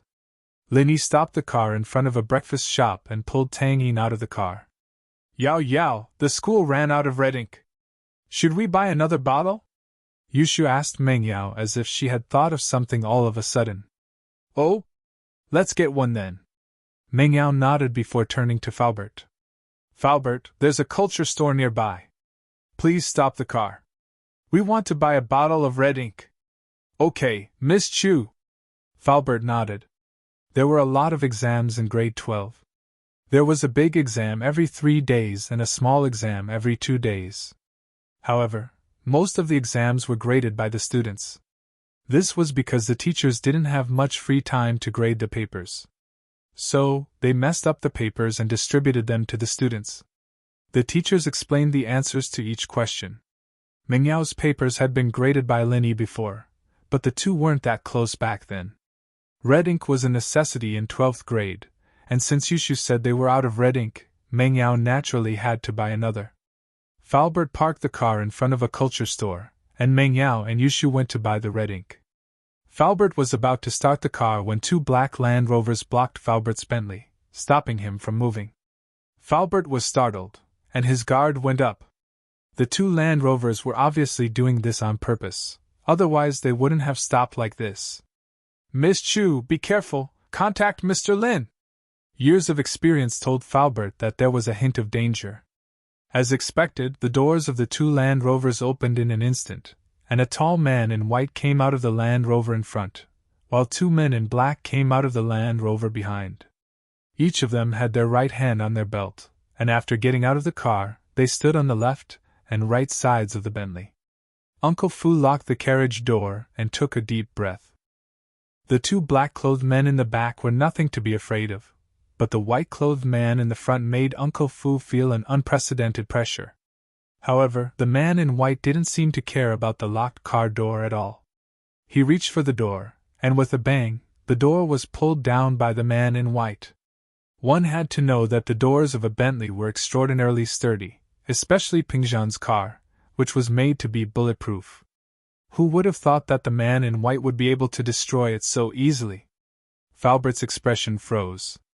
As expected, the man in white didn't come with good intentions, and he must be a practitioner, at least above the middle phase of the golden class. The door was pulled down by the man in white, and naturally, Faubert couldn't sit in the car anymore. For a master like him, doing so was equivalent to waiting for death. This man was a huge threat to him, and he couldn't protect Meng Yao even if he wanted to. Faubert had no choice but to get out of the car, hoping that he could buy some time for Meng Yao and Yushu to call Lin Yi. However, since the front door was opened by the man in white, the 2 men in black easily unlocked the door from the front, and opened the back door directly. They took out 2 black guns from their waists, one for each of them, and pointed them at Meng Yao and Yushu. Hand over the phone! The man in black glared at Meng Yao and Yushu coldly. Okay. Yushu handed over the phone obediently. She knew that she shouldn't fight when the odds were against her, and she didn't say anything, knowing that these 2 were not joking around. Meng Yao was about to call Lin Yi, but it seemed like she couldn't do it anymore. She handed the phone to the man in black helplessly, but she dialed Lin Yi's number and didn't hang up. The man in black took Meng Yao's phone, looked at it, and quickly hung up. He turned off the phone and looked at Meng Yao coldly. Don't think you're so smart. Get out of the car and get into the car at the back. Lin Yi was having breakfast with Tang Yun when he received Meng Yao's call. The missus' phone rang twice, and before Lin Yi could pick it up, the other side hung up. This surprised Lin Yi, and he called back, only to hear that the phone was turned off. Was there no electricity? Lin Yi didn't think much about it. After all, Meng Yao was sent to school by Faubert every day. Lin Yi didn't have to worry about it. What's wrong? Tang Yun asked when she saw that Lin Yi didn't get through. It's nothing, the miss just called, and hung up after a couple of rings. I called back, but her phone was turned off. Lin Yi shrugged. Maybe it's out of battery. Oh. Tang Yun pouted when she heard that it was the miss, and she didn't say anything else. She was a little disappointed. What's wrong? Lin Yi saw that Tang Yun seemed to be depressed, so he asked. It's nothing. Tang Yun shook her head. Did something happen to the miss? Why don't you call Yushu? Lin Yi thought about it, and it made sense. If he couldn't get through to Mingyao's phone, then he would call Yushu. He dialed Yushu's number, but Yushu's phone was turned off as well. Lin Yi frowned, and he felt that something was wrong. It was possible that Mingyao's phone ran out of battery, but how could both Mingyao and Yushu's phones run out of battery? There was no signal on the road from the villa to school, so it couldn't be caused by a lack of signal. Chapter 874. Unscathed. Falbert's phone was on the dashboard of the Bentley, and Falbert couldn't pick it up when he heard it ringing. The white-clothed man was giving him a lot of pressure, and he didn't dare move recklessly. Who are you people?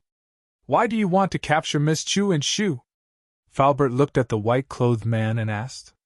Although he was staring at the white-clothed man, his eyes were focused on the two men in black, Mingyao and Yushu. Stand here obediently and wait for us to leave. I won't hurt you. The white-clothed man didn't answer Falbert's question. Instead, he spoke arrogantly. Falbert frowned. There was no point in asking since the man didn't want to say anything. The only thing Falbert needed to do now was to stop these people from taking Mingyao and Yushu away. So he had to deal with the white-clothed man first.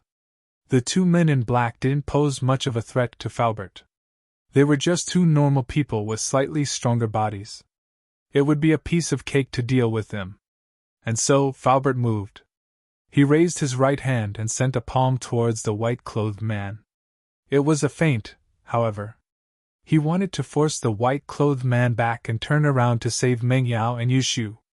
Falbert didn't know the strength of the white-clothed man at the moment, and he didn't want to fight him head-on. As long as he could force the white-clothed man back, it would save him some time. He watched as the two men in black forced Mingyao and Yushu into the rover behind him, and Li Fu calculated the time he'd be able to take care of the two men in black as soon as he could after the white man backed off, steal the rover, and drive away. But, as the saying goes, a person's plan can never be overpowered. Falbert thought that he would be able to force the white-clothed man back with one palm, but he didn't think that the white-clothed man wouldn't dodge at all. Instead, a cold, mocking smile flashed across his face. This smile made Falbert's heart tighten. He had already realized that something was wrong. If this white-robed man's strength didn't far surpass his and had already reached the point of ignoring his palm, then he was a fool who didn't know what the consequences of this palm would be. Of course, Falbert did not think that this man in white was a fool. He did not believe that this man in white would not investigate his strength before doing this. Bang! Falbert's palm landed solidly on the white-robed man's body. Falbert practiced external martial arts, so how domineering was this palm? Even the recoil made Falbert's palms numb, but the man in white seemed to be completely fine as he looked at Falbert indifferently. Finished? Does it feel good? The white-clothed man looked at Uncle Fu in ridicule. Bang! So loud! Falbert was not in the mood to joke around with the white-clothed man. His heart was filled with shock. With this palm, even if the opponent was a mystic class master, there was no way he would be unscathed, right? Even if he wasn't heavily injured, he would definitely be sent flying. But this white-clothed man was completely fine, and he was even talking and laughing. This person, just how strong was he? Could it be that he had surpassed the mystic class? But it was impossible, right? Earth-class masters, in this common world, were almost extinct. You are from House U. This was the only possibility that Falbert could think of. The only people he had offended recently were House U. Falbert did not think that this man in front of him was sent by Zhao Qibing. If House Zhao was willing to send out masters, they wouldn't have waited until now. If they wanted to send, they would have done it long ago, and Lin Yi wouldn't have destroyed their building twice. House U? You have enmity with House U? The white-clothed man smiled faintly. It seems that you have quite a lot of enemies. But unfortunately, I am not one. Then you are. Falbert knew that he was definitely going to die today. Li Fu, right? A physical master with the strength of the peak of the late phase of the golden class. The white-clothed man looked at Falbert and said faintly, "You are still not my opponent, but it is impolite not to reciprocate. I gave you a chance, I told you to wait for us to leave, but you didn't listen, so you can die now." As the white-clothed man spoke, he quickly raised his hand and slapped Falbert's chest. Falbert didn't even have time to dodge, and he was sent flying. Fast, it was too fast. Falbert felt that his chest had been smashed by the white-clothed man, and the intense pain made Falbert realize the strength of this person. The peak of the middle phase of the mystic class. But there was one thing that Falbert couldn't understand. Even if the opponent was a peak of the mid-phase of the mystic class, how could he be unscathed from his attack? Falbert's body landed heavily on the ground, and he spat out a mouthful of blood. Falbert knew that he probably couldn't make it. A palm from a peak of the mid-phase of the mystic class wasn't something that a peak of the late phase of the golden class like him could take. If the opponent had the intention to kill him, how could he survive? You! How? How are you unscathed? Falbert clutched his chest and looked at the unscathed man in shock. Falbert! Miss cried. She saw with her own eyes how Falbert was sent flying by the white-clothed man, and he fell to the ground and spat out blood. Yushu was also shocked, and she looked at the scene in front of her dumbly. She didn't know what to do. These two girls had never experienced something like this before. Even when they met the robbers in the bank, it wasn't this bloody because they had Lin Yi's protection. "Shut up!"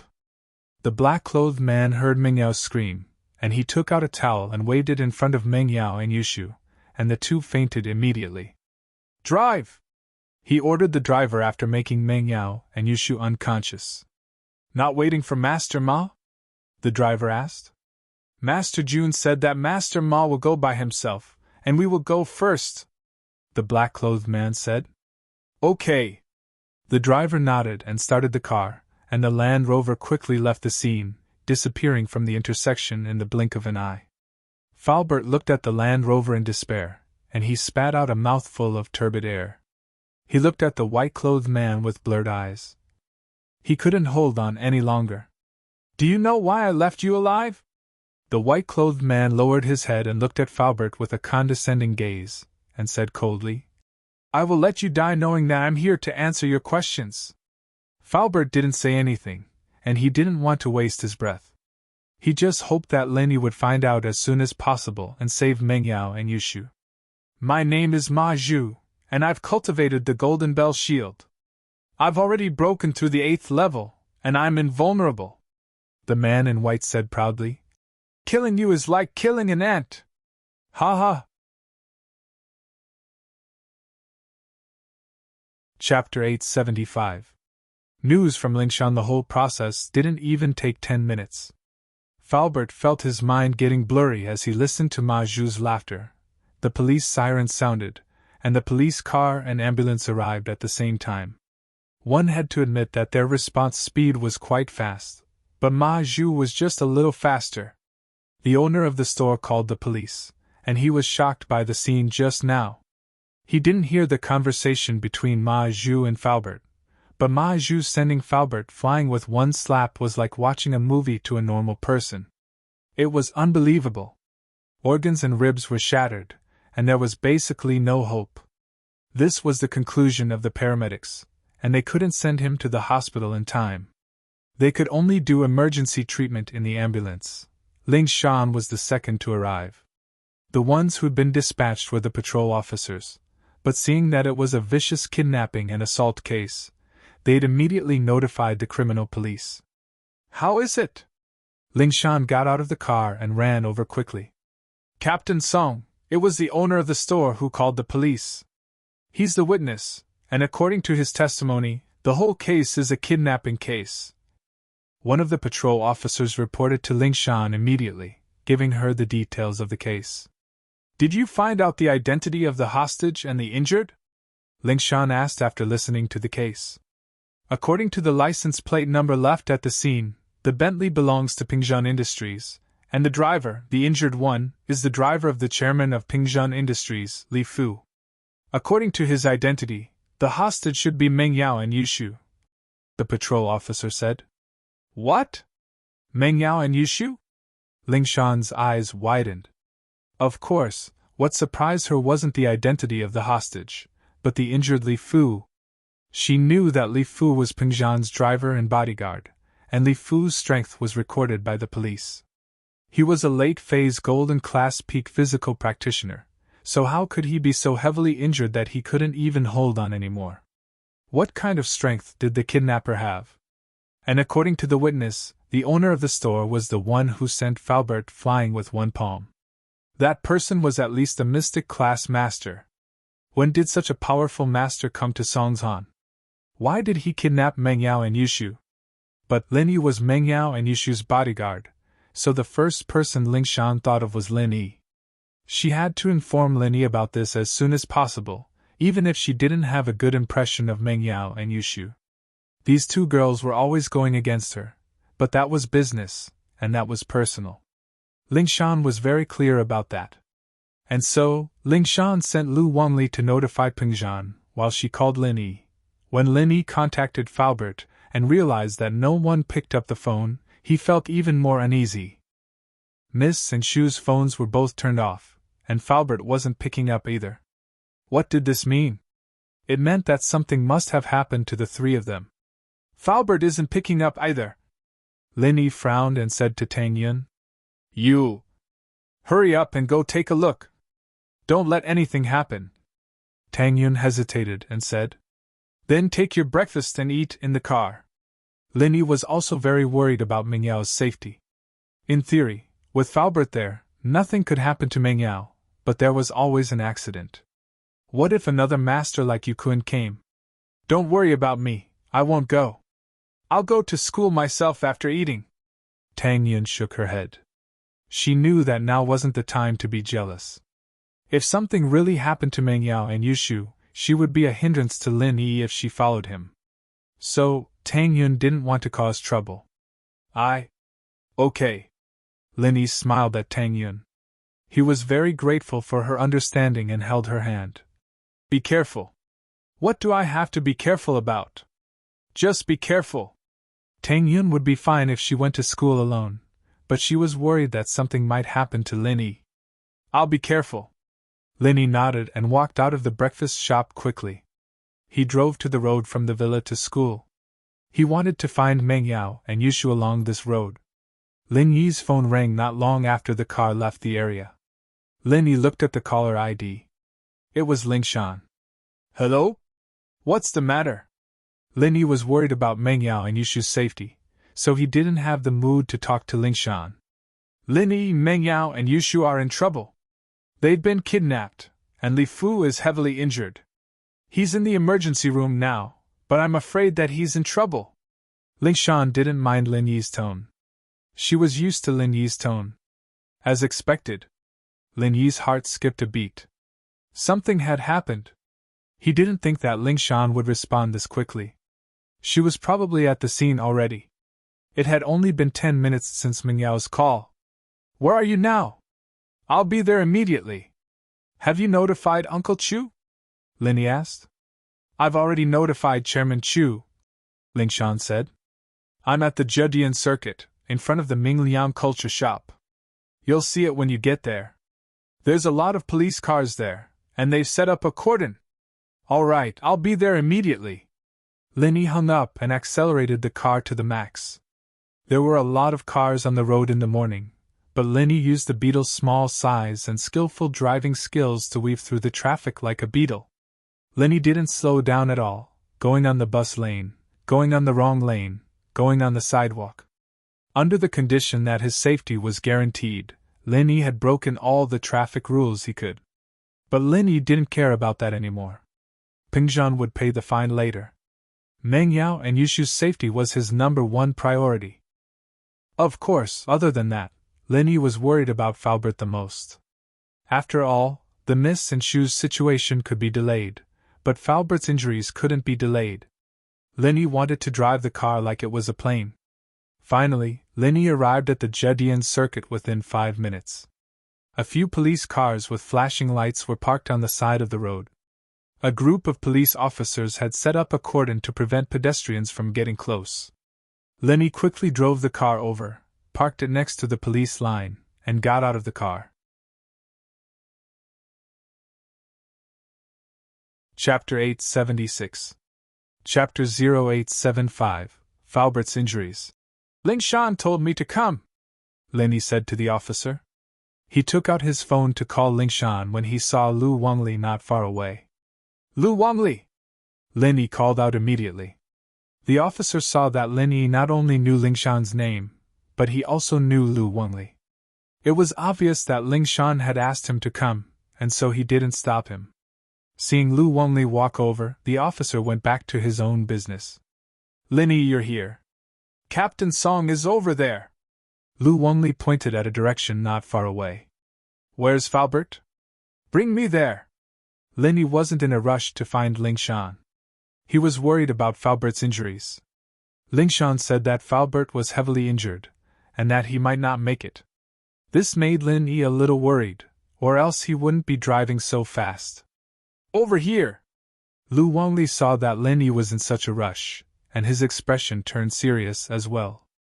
He wasn't angry at Linny's commanding tone, because he knew that Linny was probably involved in the big cases that the police had cracked recently.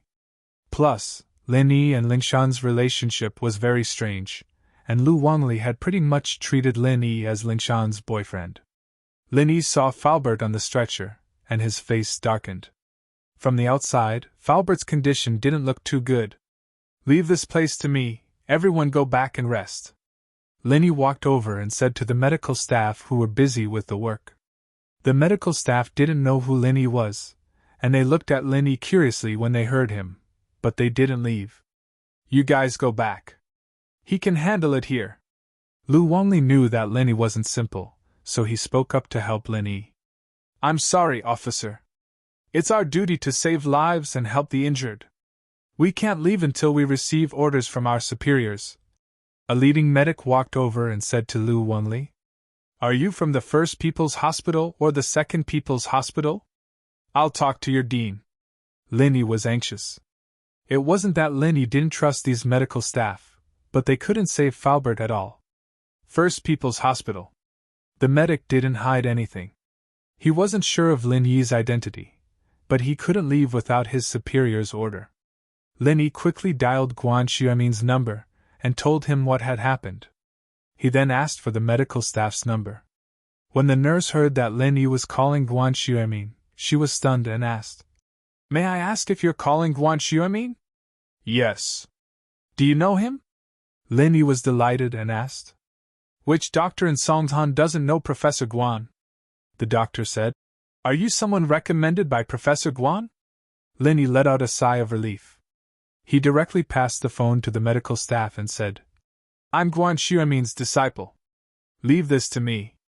Elder Guan will explain to you. The medical staff picked up the phone and nodded after hearing Guan Xuemin's words. Guan Xuemin told him that Linny was his disciple. Leave this to Linny and he would immediately call Dean Qin. The medical staff was relieved after hearing Guan Xuemin's words. Not long after hanging up the phone, the dean called. Dean Qin, hello? I'm Xiao Lu. The medical staff quickly picked up the phone. Okay, I understand. We will definitely cooperate with Dr. Lin Yi. Dean Qin called and told him to try his best to fulfill Lin Yi's request and help Lin Yi save the patient. With the dean's words, Xiao Lu naturally didn't have to worry about anything. Lin Yi bent down and checked on Falbert's injuries. He couldn't help but take a deep breath. Indeed, Falbert was still alive. However, it wasn't because the opponent wasn't strong enough to kill Falbert. The opponent did it on purpose to leave Falbert alive. Judging from Fu Bo's injuries, the other party should have only used one move. In other words, the other party's strength was far greater than Fu Bo's. So, if the other party wanted to take Fu Bo's life, it should be a piece of cake. However, the opponent didn't do it because he didn't want Falbert to die. He probably said a few words to Faubert after he used the move. However, the most likely reason was to let Lin Yi heal Faubert's injuries. This would cause Lin Yi's strength to drop by a level. To save or not to save? Lin Yi hesitated for a moment. Emotionally speaking, Faubert treated him well. Ever since he came to Songshan, Faubert had always been kind to him and treated him like a member of the mansion. Therefore, Lin Yi didn't want anything to happen to Faubert. However, logically speaking, Lin Yi knew that using his energy to heal Faubert wasn't a smart move. The opponent had a master. If he used his energy to heal Faubert, then his strength would definitely be affected. If that happened, he might not even be able to save Meng Yao and Yu Shu.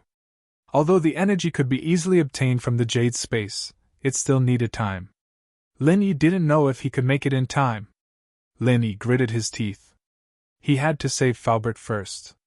At least before there was news of Meng Yao and Yu Shu, he couldn't leave them to die. A few silver needles appeared in Lin Yi's hands. He quickly inserted them into a few acupoints on Faubert's body. He then started the art of dragon mastery. This time, it was similar to when he healed Lu Buijia. Lin Yi used the silver needles to seal a few of Faubert's meridians.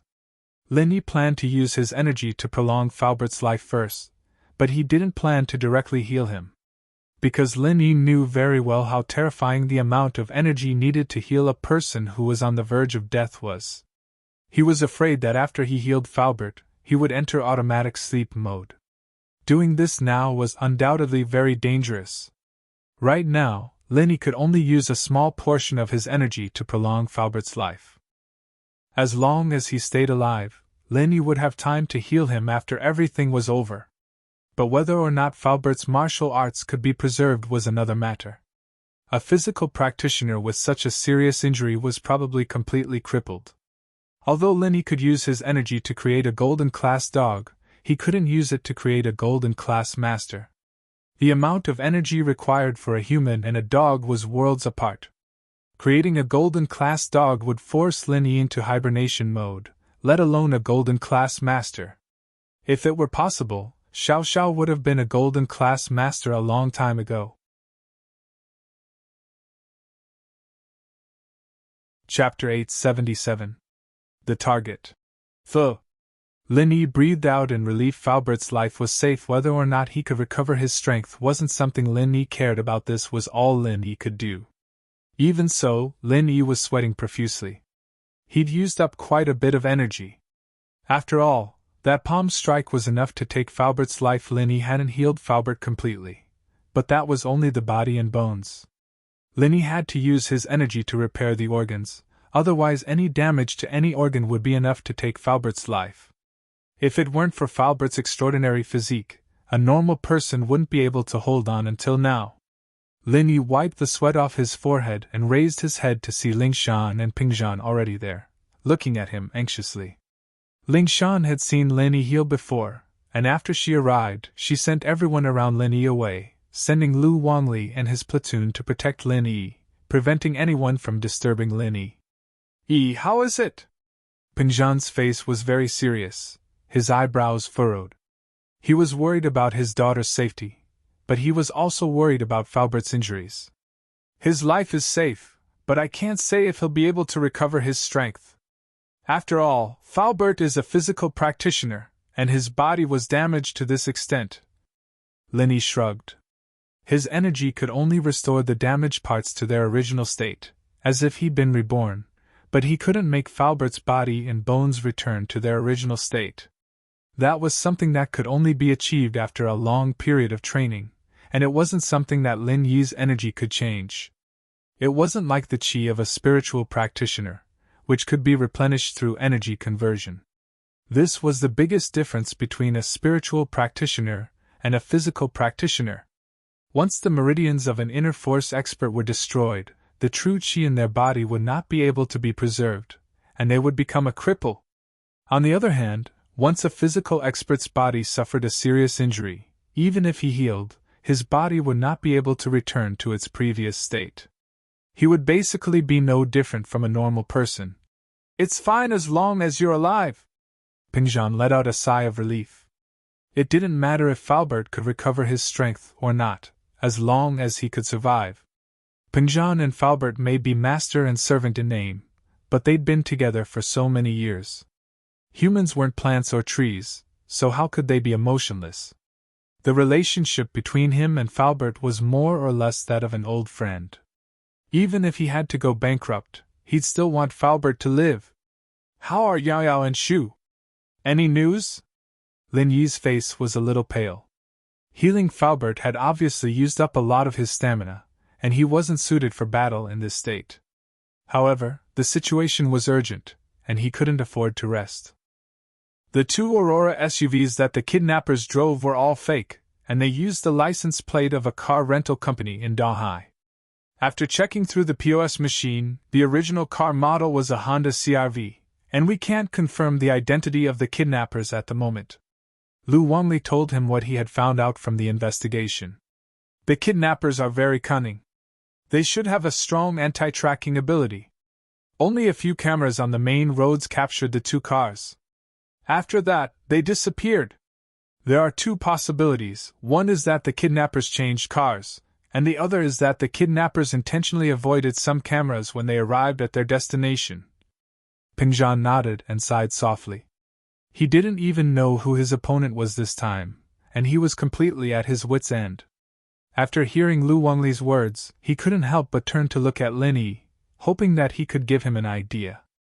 Uncle Chu, since the kidnappers kidnapped Yao Yao and Shu, they must have a purpose. I believe that they will contact us first.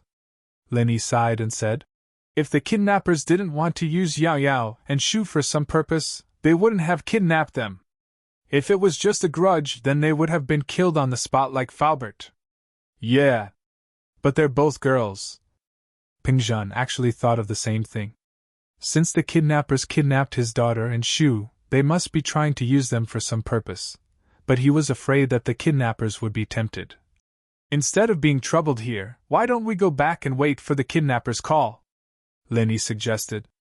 He needed to continue sleeping for a while to replenish his stamina.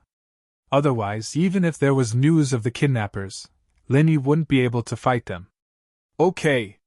Pingjan was no longer the high-spirited chairman of a company, but an anxious father. He didn't have any ideas, but since Lin Yi suggested to go back and wait, there was nothing else he could do. Ling Shan didn't stop him because she knew that if Lin Yi couldn't solve the problem, there was no point for her to be anxious. Since Lin Yi wanted to go back, then let him go. As for Falbert, Lin Yi didn't send him to the hospital. Instead, he asked Lu to send him to the villa. Lin Yi had Falbert's injuries under control. As long as Falbert didn't get injured again, his condition wouldn't worsen. At this moment, only Lin Yi, Pingjan, and Falbert were left in the villa, along with General Weiwu, the golden-class dog. Are we just going to wait for the kidnappers to contact us? Pingjan looked at his watch anxiously.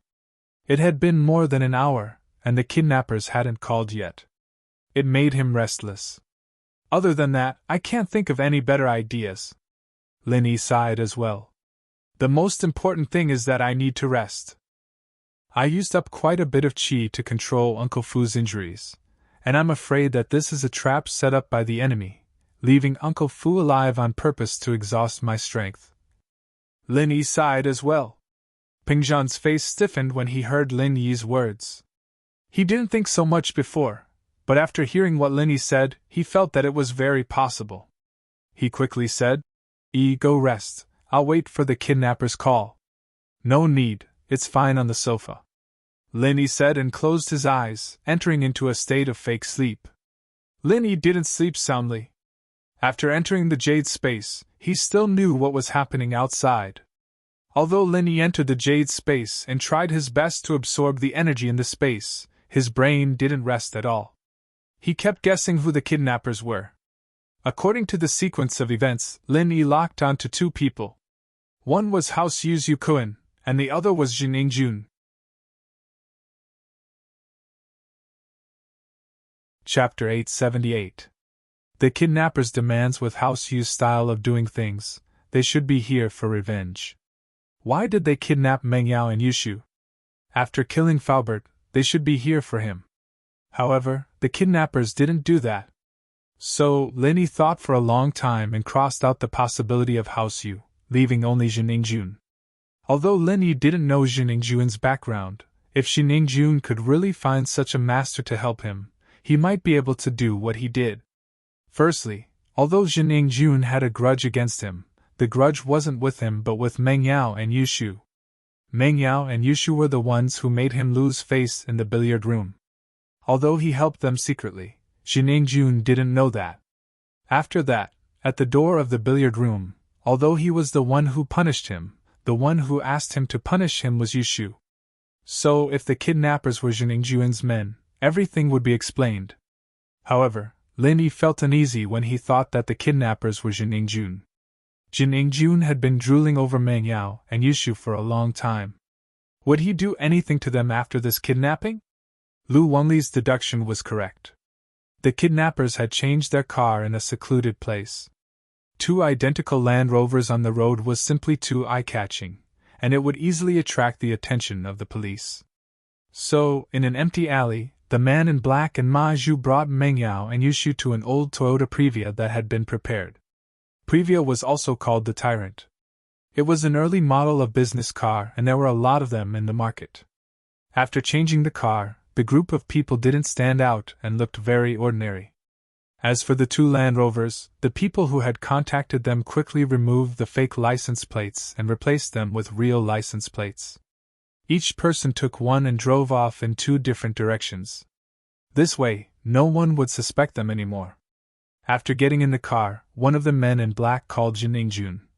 "Master Jun, the hostages are in our hands. We changed cars safely." "Oh? That's great. Good job, I'll call Pengzhan right now." Jiningjun danced happily when he heard that the plan went smoothly. "Oh right, how's Master Ma?" "Old Ma has already followed your instructions and didn't completely kill Li Fu. If Linny wants to save him, he will have to expend a large amount of true qi. At that time, his strength will definitely be weakened and he won't be a threat anymore," the man in black reported. "Good, that's great. Come quickly, I can't wait anymore." Jiningjun nodded. Previously, in order to successfully kill Lin Yi, he purposely told Ma Zhu not to kill Faubert and to leave him alive. Isn't Lin Yi a doctor? If he wanted Faubert to live, he would need to expend a large amount of true qi. This was the plan that Jiningjun thought of when Yao Wang treated him. If he used Faubert's injuries to hold Lin Yi back and make Lin Yi use up a large amount of true qi, then no matter how skilled he was, he wouldn't be a match for Ma Zhu and the firearms team. A medical expert would need to use up a large amount of qi to heal someone. This was also proven by Ma Zhu, which was why the previous scene happened. Otherwise, Ma Zhu wouldn't need to tell Uncle Fu so many times that he kept him alive just to clear up his doubts. This was just to confuse Faubert and make him not know his real purpose. Otherwise, Ma Zhu wouldn't have the time to waste with Faubert. Chu Pengzhan sat on the sofa and waited for the kidnapper's call. However, he felt restless and couldn't calm down at all. Chu Pengzhan glanced at Lin Yi, who was resting with his eyes closed, and stood up abruptly. He felt that he had to do something, but after standing up, he didn't know what to do. Although Lin Yi was resting with his eyes closed, he wasn't idling around. He was thinking of a plan in his mind. Jiningjun's actions had already touched Lin Yi's bottom line. He was thinking that if the kidnappers didn't call after he recovered his strength, then Lin Yi would go straight to Haosjin and dig them out even if he had to dig 3 feet into the ground. Just when Chu Pengzhan stood up, the phone in his pocket suddenly rang. Chu Pengzhan quickly took it out and looked at the caller ID. It was a hidden number with all the numbers 0. "Hello, I'm Chu Pengzhan." Chu Pengzhan was very sure that the caller was the kidnappers. After all, normal people didn't need to hide their numbers when they called. "Hello, Mr. Chu. It's my pleasure to meet you." There was a piercing voice on the other side of the phone.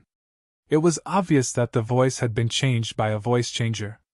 The fake politeness made Chu Pengzhan even more uncomfortable. "Who are you? What's the matter?" Chu Pengzhan frowned and asked. "Who I am isn't important. What's important is that you want to know the whereabouts of your daughter and her best friend. I'm an insider!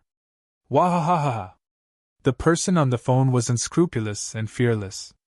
My daughter and Shu were kidnapped by you. What do you want? Chu Pingzhan was completely sure of the identity of the caller. It must be the kidnappers. However, this made Chu Pingzhan feel a little more at ease. As long as the kidnappers were willing to contact him, it was a good thing. Chu Pingzhan wasn't afraid that the kidnappers would give him some conditions. He was afraid that the kidnappers wouldn't accept the conditions and would take his daughter away silently. Mr. Chu, you're wrong. What do you mean I kidnapped them? I'm just an insider, the person said shamelessly. I only heard that Mr. Chu offered a reward of 200 million to anyone who can provide information.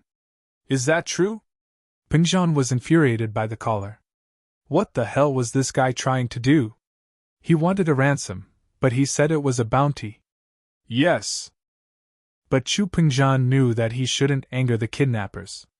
He could only nod and say, That's right. You want 200 million? I can give it to you. But you must guarantee the safety of my daughter and Shu. If they are harmed, I won't give you the money.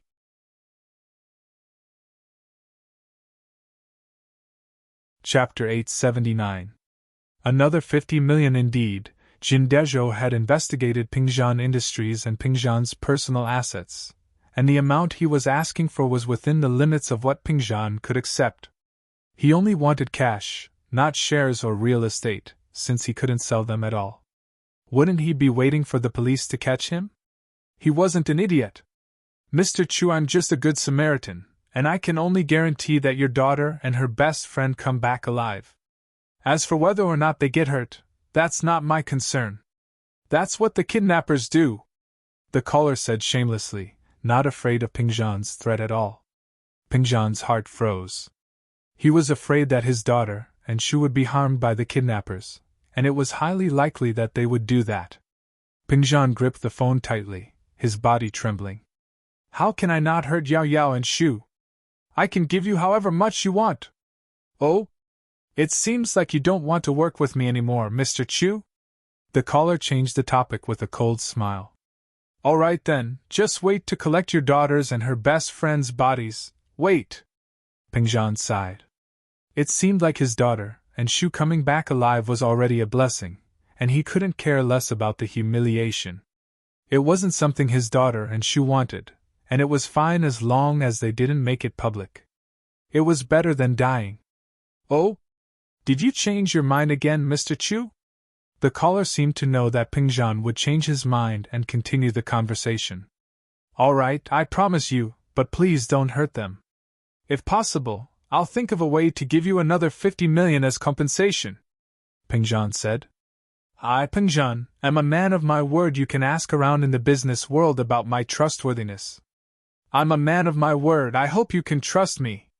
Naturally, I know about your trustworthiness, but this isn't up to me, the caller said faintly. Go get the money now. I'll call you later and tell you how to pay.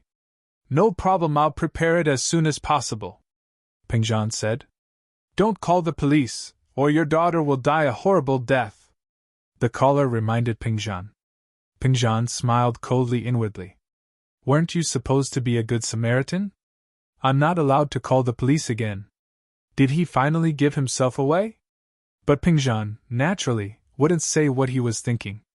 He didn't want to provoke the criminal. Don't worry, it won't happen. In actuality, Pingzhan didn't plan on calling the police. There was obviously a master on the other side, and the police's involvement would only anger them. Even if they managed to save his daughter in the end, they might not be able to stop the master. What would they do in the future? This would definitely provoke these people to retaliate even more crazily. The next time, it wouldn't be as simple as kidnapping. Perhaps he would be directly killed like Faubert. Lin Yi's phone rang not long after Pingzhan hung up. Lin Yi had been training in the Jade space, but he could still hear the conversation between Pingzhan and the kidnappers. He didn't say anything, however, because he wanted to make the most of every second he had to recover his strength. Now that his phone was ringing, Lin Yi could only return to reality from the training space. He picked up the phone, thinking that it was also the kidnappers, but it was Ling Shan's number. Hello? Any news? Lin Yi asked. We've already monitored Mr. Pingzhan's phone, and we've heard the call from the kidnappers, but we didn't manage to locate them. The call came from a foreign IP phone server, Ling Shan said, a little regretful. Do you need us to do anything? Not at the moment, I can handle it myself. They obviously have a master, and you're not their match. Lin Yi rejected Ling Shan's help. Ling Shan wasn't too happy with the words "you're not his opponent," but she understood that she really wasn't his opponent. She and Faubert were evenly matched. One was a late-phase golden-class spiritual practitioner, and the other was a late-phase golden-class peak physical practitioner. If they really fought, they should be evenly matched. But the kidnappers could injure Faubert with one palm. Ling Shan would probably end up the same if she went. Then, be careful. Miss Dummy is cheering for you. Ling Shan didn't know why, but she was a little worried. He pressured her so much, and she was actually worried for him? Ling Shan didn't understand her own thoughts either. Okay. Lin Yi hung up. The reason why Songshan was called Songshan was because there were many mountains nearby. Other than Shuangyan Mountain that was developed into a tourist attraction, some of the steeper mountains weren't developed. Normally, no one would go up there. Among these steep mountains, there was one called South Mirror Mountain. Of course, this was a common name given to the mountain by the locals. As for the geographical name of the mountain, almost no one could say for sure. Even the name of this mountain might not be on the map. The reason why South Mirror Mountain was called South Mirror Mountain was because it was located to the south of Songshan.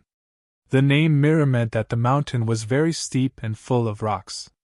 After the rain, it was as smooth as a mirror. In short, there was nothing on the mountain, and normal people wouldn't go up there. Today, there were 2 cars parked at the foot of the mountain. One was a Benz with a Donghai license plate, and the other was a Toyota Previa. On the mountain, Jin Ingjun just called Pingzhan with a voice changer. He hesitated for a moment. Originally, he wanted to ask Pingzhan for 200 million, play with his daughter and Yushu, and then kill Lin Yi. That would be the end of the debt. However, when he said that Pingzhan would give him another 50 million, he was tempted. That was 50 million. He only spent 40 million on the doctor, and Pingzhan added another 50 million. The condition was that he couldn't hurt Meng Yao and Yushu. Jin Yingjun would be lying if he said that he wasn't tempted. He was really tempted. What kind of concept was 50 million? 10,000 was enough to find a prostitute, let alone 50 million. It was too much for him to play with Meng Yao and Yushu. Chapter 880. Drool over at Long Meng Yao and Yushu were the best of the best. He had never seen such beautiful girls in Donghai before, and he didn't want to give them up just like that. Fuck, 50 million it was worth it. He would pretend that Pingzhan never said anything. Thinking of this, Jin Ingjun gritted his teeth and walked towards the cave.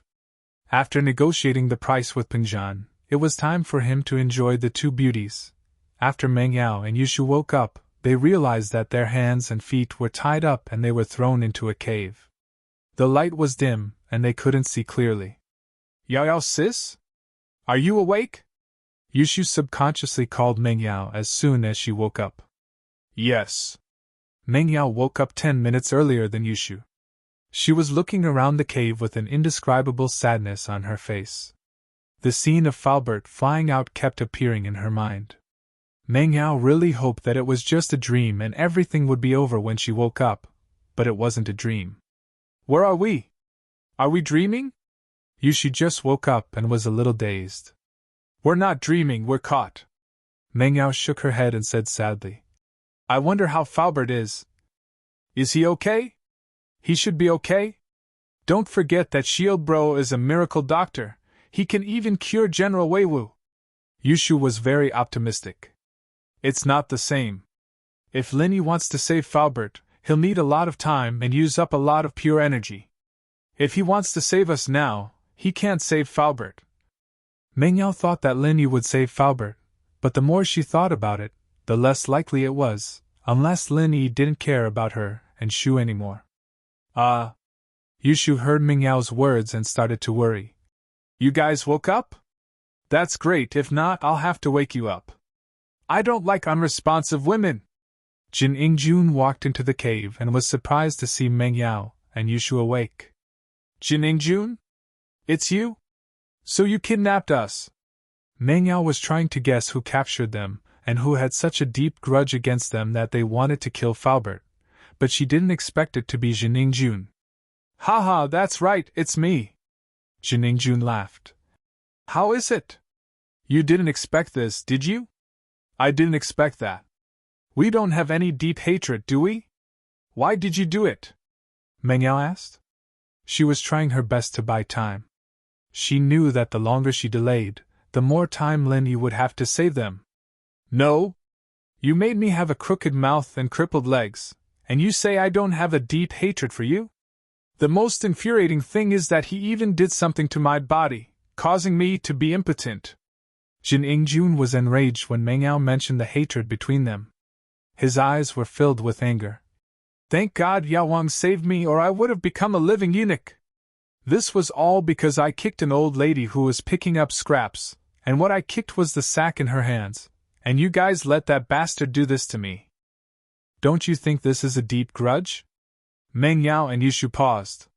They knew that Lin Yi had given him a crooked mouth and a limp leg, but they didn't think much of it, thinking that it was just a temporary thing. They didn't know that Lin Yi had given him some sort of impotence. The two couldn't help but blush when they heard the words since it involved their privacy. However, they didn't let Lin Yi make Jin Ingjun impotent. Did Lin Yi do it on his own? Even if Lin Yi did it on his own, they didn't blame Lin Yi. After all, Lin Yi did it for them. Then what do you want? Meng Yao didn't dwell on the question and asked directly. What do I want? My impotence has just been cured and I'm looking for a girl to test it on. I've been drooling over you two for a long time, so I'll test it on you two today. Jin Ingjun said fiercely. Meng Yao was shocked. She didn't expect Jin Ingjun to do this. She was shocked, angry, and scared at the same time. She looked at Jin Ingjun. How dare you? If you do that, the consequences will be severe. Consequences? What consequences can there be? Jin Ingjun laughed nonchalantly. I've already called Shu Pengzhan, and even he allowed me to do something to you. As long as I don't kill you, what's there for me to be afraid of? Lin Yi will kill you. Meng Yao wasn't afraid at all. She didn't expect Jin Ingjun to call her father already. Yeah, Yao Yao sis and I are shield bros first and second wives. He will kill you, Yushu added. Lin Yi is in a precarious situation himself. He will die soon. Although Jin Ingjun used to be afraid of Lin Yi was already a dead man in his eyes. Under the combined attack of the firearms team and Ma Zhu, Lin Yi had no chance of surviving. Meng Yao was shocked. She didn't think that Jin Ingjun was boasting. He must have his reasons. After all, Uncle Fu was severely injured by the master beside him, and it was unknown whether he was dead or alive. What if the master was stronger than Lin Yi? Then Lin Yi coming here was no doubt a suicide mission. She didn't want Lin Yi to come here anymore. Alright, cut the bullshit. Which one of you is going to give yourself first? Jin Ingjun looked at Meng Yao and Yushu with a lecherous smile. He felt that his lower body was reacting. Haha, Yao Wang was so powerful. He didn't have any reaction when he took Viagra, but after being treated by Jin Ingjun, he became majestic all of a sudden. Oh wait, I need to go to the washroom. You go out first. Yushu suddenly said to Jin Ingjun. Washroom? Jin Ingjun froze. He didn't expect Yushu to want to go to the washroom at this time. He asked subconsciously. Do you want to go to the washroom? Asterisk. Yushu said. I also want to go to the washroom. Meng Yao didn't know what Yushu meant, but she knew that Yushu was always weird and had a lot of ideas. She must have her reasons for wanting to go to the washroom at this time. Fuck. What a lazy donkey. Jun was furious. He was in high spirits, and these two wanted to go to the washroom. He had no choice but to say, "Then hurry up. Go out for a while. Otherwise, how can we come out in front of you?" Yushu said.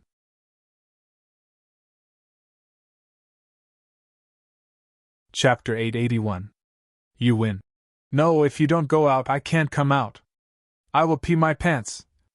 Yushu didn't give up. "You!" Jun cursed. "You win!" If Yushu and Mengyao really peed their pants, how disgusting would that be? There was no place to take a shower in the cave. How was he going to play if they peed their pants? Jun had no choice but to leave the cave. But Yushu called out again. "Hey, how can I go to the washroom with my hands tied up?"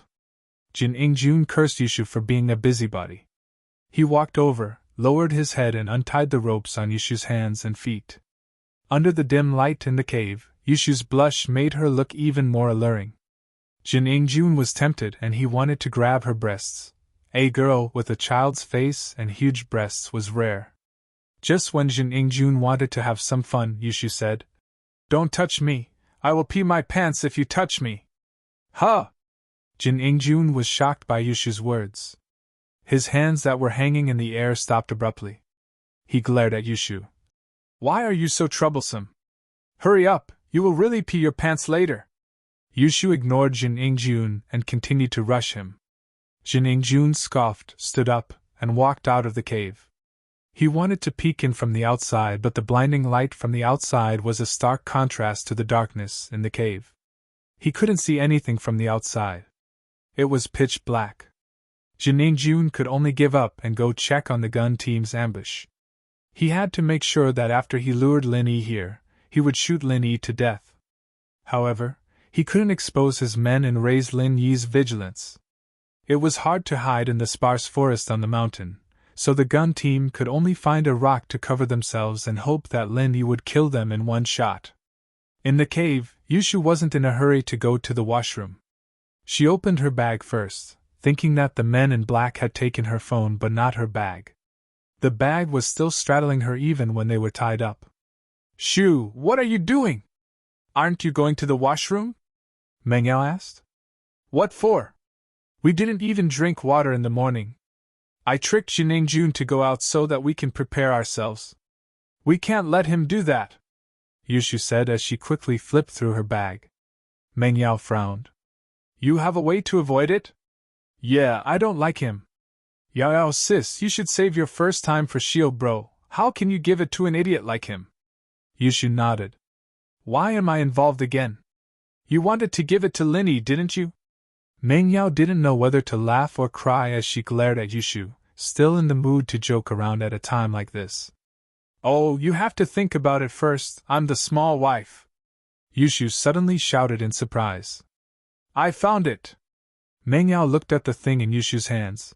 It was a pack of sanitary napkins. She paused for a moment and understood Yushu's plan, but she was still suspicious. "You want to trick him with this? Will it work? Although that Jun looks dumb, he shouldn't be that easy to trick, right?" "Of course it won't work, but what if I add some spices?" Yushu smiled mischievously as she took out the red ink she'd bought this morning. She opened up 2 sanitary napkins and quickly poured the ink on them before tossing them into a corner of the cave. She then took out a bottle of water and poured it on them, pretending like she'd just taken a shower. Ugh! Mengyao was a little dumbfounded. Was this even possible? But it did look like it if she didn't look closely. "Phew, I'm not done yet." Yushu took out 2 sanitary napkins and poured the fountain water on them before stuffing them into her pants. "Shoo! You!" Mengyao's eyes widened. "That's so much fountain water, it's so dirty." Yao, what about you? Come, I'll help you put it in your pants." Yushu took out another sanitary napkin and said to Mengyao. Me too?" Mengyao said, feeling disgusted as she looked at the sanitary napkin that was covered in ink. "Oh, Yao, if you don't want to take a shower, just bear with it for a while. We can always go home and take a shower." Yushu didn't really care. Mengyao could only acquiesce to Yushu's words. It felt weird, But Meng Yao had to admit that Yushu's idea wasn't bad. After everything was done, Yushu closed her bag and hid the fountain water. Done. Although Yushu's idea prevented the two from being violated by Jun, Meng Yao felt sad when she thought of Faubert. Shoo, it's our fault for hurting Faubert. If we didn't want to mess with Jun, this wouldn't have happened. I think that Shield Bro will have a way. Yushu trusted Lin Yi. You really trust him? Meng Yao also hoped that Lin Yi would save Faubert first. It'd be best if he didn't come to save her and Shu. From Jun's tone, he seemed to be prepared. If Lin Yi came, it'd be dangerous. Oh, it's alright. Yushu nodded. Yao, don't you trust Shield Bro? He's saved us so many times already. I don't know. Meng Yao shook her head. She was a little down because of Faubert. As they talked, Jun returned to the cave. Hey, are you two done peeing? Dilly-dallying, you really have a lot of things to do. Oh, I'm done. Is there anything else? Yushu asked. What is it? Of course it's us. Jun chuckled and a trace of desire flashed across his eyes.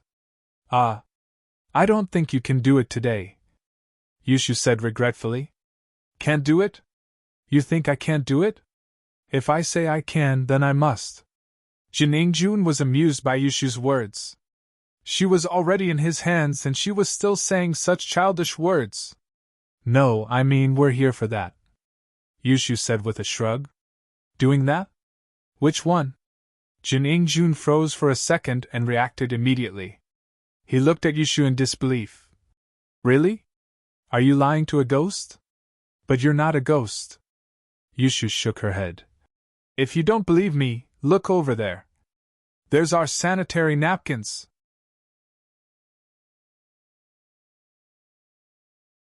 Chapter 882. Successful deception. Jun had a problem since he was young, and that was getting dizzy when he saw the blood. He quickly stood up, but he still couldn't believe that the two of them could do that together. How could there be such a coincidence? Jun didn't doubt the authenticity of the sanitary napkin on the ground because the light in the cave was dim, and he couldn't see if it was blood or something else. All he thought was that it didn't make sense for the two of them to do it together. You two came together? Jun frowned as he looked at Yushu and Meng Yao. Yeah, actually, we're Lin Yi's first and second wives, and we always do threesomes together. In order to ensure that we can do it for 25 days a month, we purposely mixed our periods with medicine. Yushu said shyly with a serious face. Huh? Jun froze. You're not *S? Of course not. Yushu looked at Jun in disdain. We're already 18 years old, how can we still be *S? Jun was confused by Yushu and didn't know if she was telling the truth or not. However, Meng Yao did say that if he touched them, Lin Yi would kill him.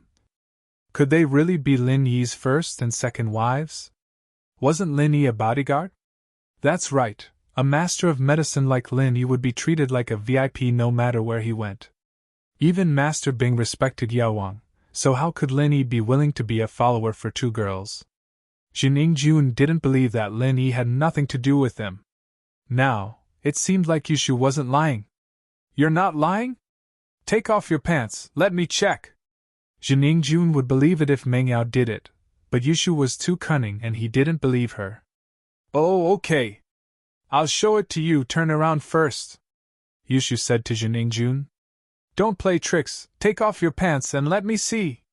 Jun naturally wouldn't turn around as he was afraid that Yushu would play tricks on him.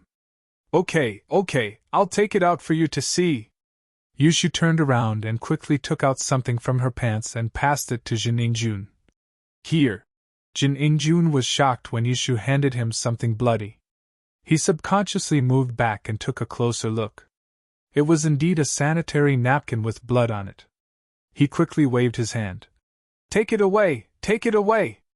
He had a phobia for blood, and the sight of it made him dizzy. But now, he believed Yushu's words. These two really did it. Yushu threw the bloody sanitary napkin to the side and waved her hand, scaring Jun into hiding again. Actually, if we didn't do it, We wouldn't mind being played with by you, as long as you don't tell Linny, Yushu said regretfully. But the day you chose isn't good, why don't you wait a few days? We're in your hands anyway, it doesn't matter if you wait a few days. Fuck! So F** King unlucky. How can it be red? Jin Ingjun saw that he had no chance and ignored Yushu. He tied Yushu's hands and feet together while cursing and tied Mingyao's hands and feet again. He instinctively rejected blood, so after tying the rope, he didn't want to stay here any longer. He stood up and walked out of the cave. However, as soon as he reached the entrance of the cave, Jin Ingjun burst into laughter again. Wahahaha! It seems like even the heavens want me to be rich! Jin Ingjun suddenly remembered that if he didn't touch Mengyao and Yushu, didn't Pingzhan promise him another 50 million? Now that he calmed down and thought about it, 50 million to play with two girls, and they weren't virgins? That was a huge loss for him. Money was the best.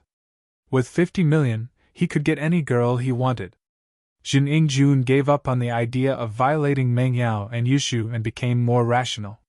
The more he thought about it, the more he felt that it wasn't worth it. Fortunately, these two girls were popular. Otherwise, he would have lost 50 million yuan just because of that moment of pleasure.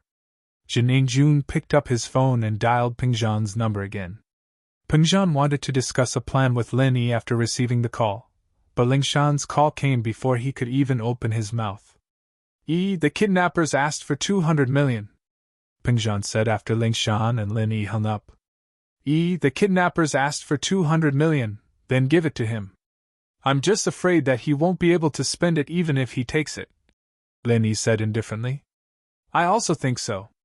As long as Yao Yao and Shu are safe and sound, no matter how much money it is, I will give it to him. Pingzhan sighed. But it sounds like a kidnapper, he has other intentions towards Yao Yao and Shu. This was what he was most worried about. He hoped that the two girls could buy as much time as they could and wait for him to save them. That Shu girl was smart, she should be able to think of a way to deal with this situation.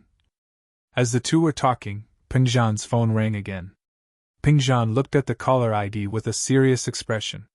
It was still the same number with a bunch of zeros. He picked it up seriously. Hello?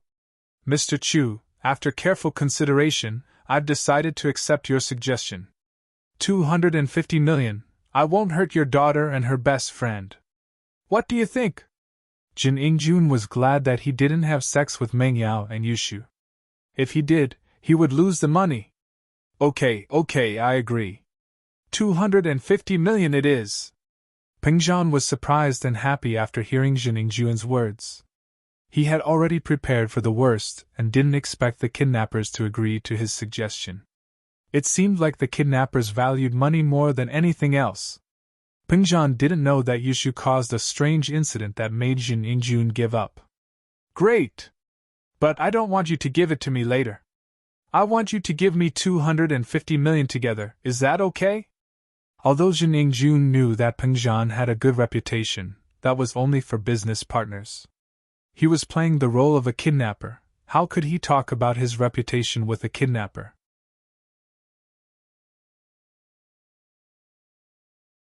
Chapter 883.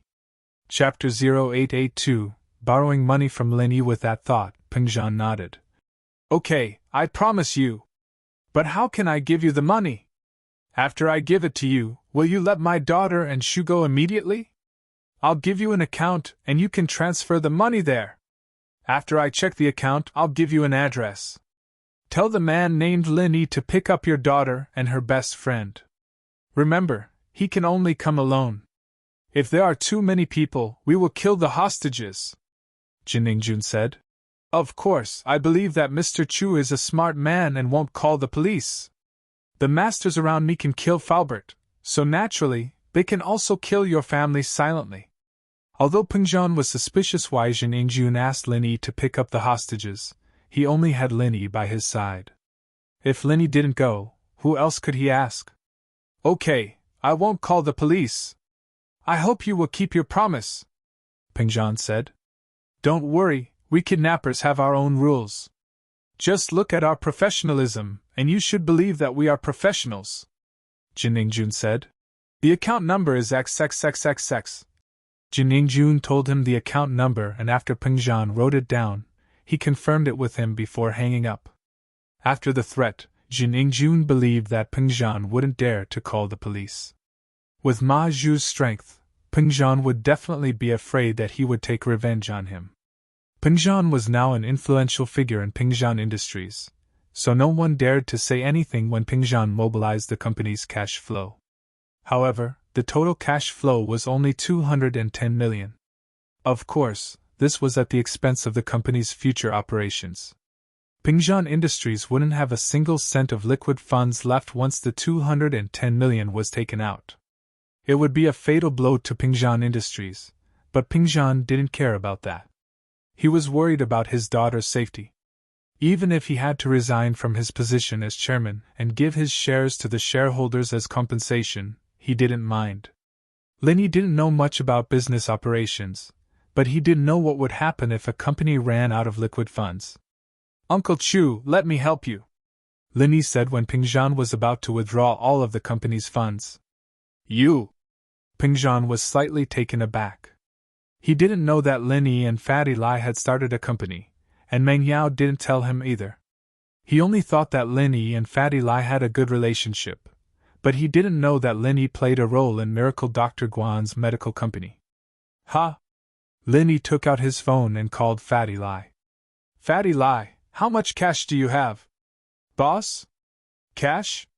Why are you suddenly asking this? What's wrong? What happened? Fatty Lai asked. It's an emergency, Linny said. Cash, we can only get 30 to 40 million at most. All the money from the auction was used to buy the production line and build the factory. Our products aren't on the market yet, so most of the funds are stored in the warehouse for medicine. Fatty Lai explained. 40 million, that's too little. Linny sighed. He didn't expect money to be so careless. Opening a medical company required so much investment. In fact, Fatty Lai also wanted to be the biggest medical company, and he bought the most advanced production line in the world. Miracle Dr. Guan's medical company was different from Dr. Kang's medical company. Other than injury medicine, Miracle Dr. Guan would also release more advanced medicines such as painkillers. If it was possible, the pill of life extension and toxin cleansing could be mass-produced as well. That would require very advanced equipment, so Fatty Lai decided to get everything done in one go.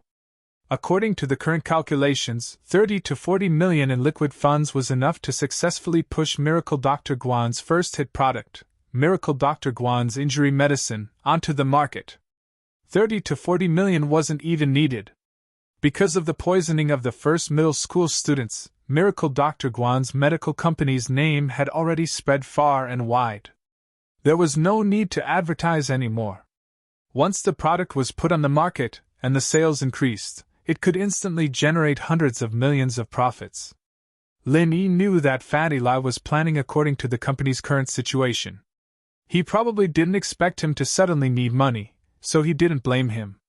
Boss, should I borrow some money from my brother? Fatty Lai could tell that Lin Yi was in a hurry, so he suggested. No need. Lin Yi knew that Fatty Lai and his brother weren't on good terms, so he rejected the suggestion. You have Lu Tiany's number, right? Give it to me, I'll borrow some from him. Yes, wait a moment, his number is 139x times x times x. Fatty Lai gave a number to Lin Yi. Lin Yi remembered Lu Tiany's number and called him. Lu Tiany remembered Lin Yi's number, but Lin Yi didn't remember his number. Now that Lin Yi called, Lu Tiany was shocked. He didn't expect Lin Yi to call him. As the young master of House Lu, Lu Tiany naturally knew how important Lin Yi was to House Lu. It could be said that he had been thinking of ways to get close to Lin Yi, but he didn't have the chance. He had some conflict with Lin Yi before, and it could be said that their relationship wasn't that harmonious. After that, he offended Lin Yi because of his wife's nephew, Wu Qitian. This caused the relationship between House Lu and Lin Yi to sink to a freezing point. Fortunately, he was humble and low profile, and that was how things got better. Lu Tiany was filled with regret. If it weren't for his useless wife, he wouldn't have become enemies with Lin Yi. Seeing Lin Yi's pill of life extension and toxin cleansing become a hot item in the auction, and seeing his father turn from an old man on the verge of death into a healthy man, Lu Tianyi felt the importance of building a good relationship with Lin Yi. That was why he envied Lai Changyi. This fatty Lai was just a small businessman, and his business wasn't that big. But now, he had become Lin Yi's follower. He was so amazing, so amazing. Before, Lu Tianyi was polite when he spoke to Fatty Lai, but he still took the lead. But now, the two of them had swapped positions, and Lu Tianyi and Fatty Lai were talking very carefully. It couldn't be helped, his boss was amazing.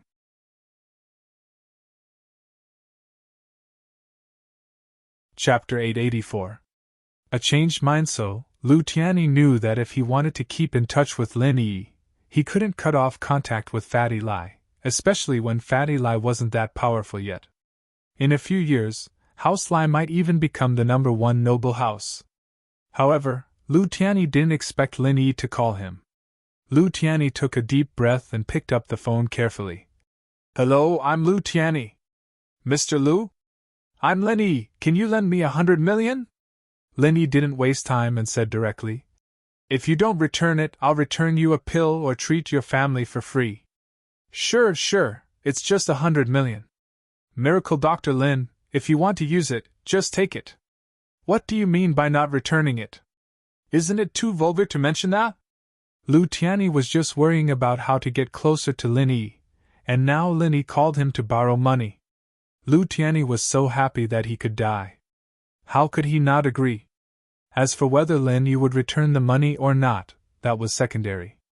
Building a good relationship with Lin Yi was the most important goal. "Thank you in advance.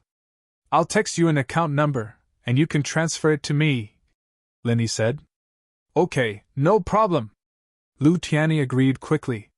These days, there weren't many people who begged others to borrow money, but Lu Tianyi was definitely one of them. He didn't even want Lin Yi to return the money. Lin Yi didn't say anything and hung up. Peng Zhan's eyes widened as he looked at Lin Yi in disbelief. When Lin Yi and Fatty Lai were on the phone, he heard it from the side. When he heard that Lin Yi wanted Lu Tianyi's number, he thought he heard it wrong. Who was Lu Tianyi? The young master of Yanjing's noble house. Lin Yi wanted to borrow money from him? Did he hear it wrong? However, after Lin Yi called Lu Tianyi, Peng Zhan realized that what he heard was the truth. Lin Yi really did borrow 100 million from Lu Tianyi, and it didn't take any effort or persuasion at all. The guy seemed to be very happy to lend the money to Lin Yi. "Uncle Chu, I'd borrowed 100 million from Lu Tianyi first. Don't use all of the company's liquid funds, it'll affect the company's operations," Lin Yi said with a smile as he looked at the shocked Peng Zhan. "Yanjing's house lose Lu Tianyi?" Peng Zhan still couldn't believe it. "That's him." Lin Yi nodded. "Give me the account number, I'll have him transfer the money over." Peng Zhan took in a deep breath. He didn't think that Lin Yi would have been in Songhan for such a long time already. It was no wonder why he didn't put House Yu in his eyes back then, even daring to kill House Yu's men.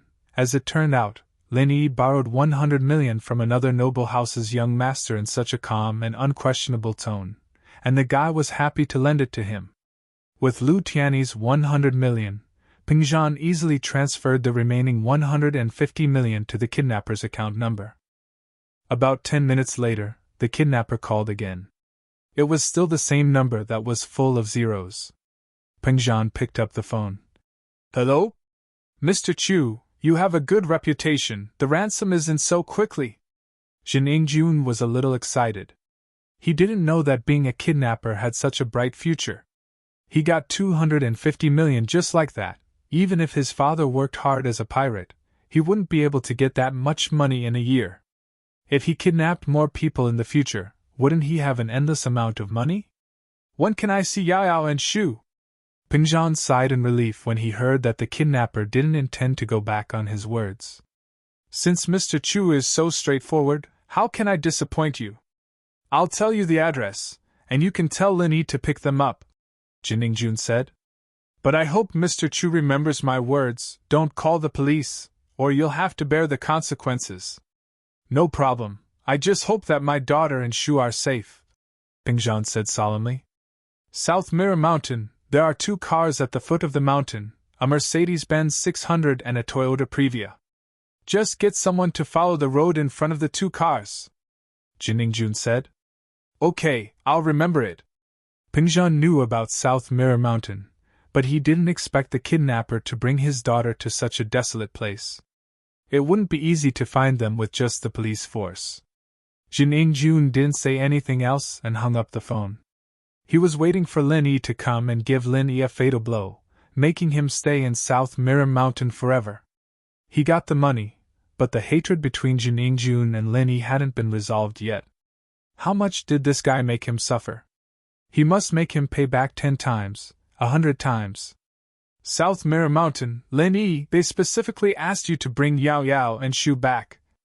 Pingzhan hesitated and said to Lin Yi, I feel like they're plotting something. Otherwise, why didn't they just release Yao Yao and Shu directly? Why did they ask you to go? Maybe they want to deal with me, Lin Yi said indifferently. If I'm not wrong, I already know who did this. Who? Pingzhan froze and asked. Jiningjun, Lin Yi said. It can't be House Yu. From what I can see, it can only be House Jin. House Jin? House Jin of Donghai? Jindajo? Since when did you guys offend someone like that? Pingzhan paused. He didn't have any interactions with Jindajo, let alone any grudges. Lin Yi briefly told Pingzhan about what happened in the billiard room that day and how Jiningjun lusted after Meng Yao and Yushu, as well as how Jiningjun punished him after they left. Pingzhan shook his head and smiled bitterly. He didn't blame Lin Yi because, strictly speaking, it was Yushu's fault, and it had nothing to do with Lin Yi. Lin Yi, you're saying that other than money, they also want to deal with you? Pingzhan thought for a while and said seriously. That should be the case. Although Shu asked me to do it, I'm the one who carried it out. Jiningjun might hate me to the core. That master is probably waiting for me on the mountain. Lin Yi shrugged. It's far from the city, no one will notice if something happens there. It's a good place to kill.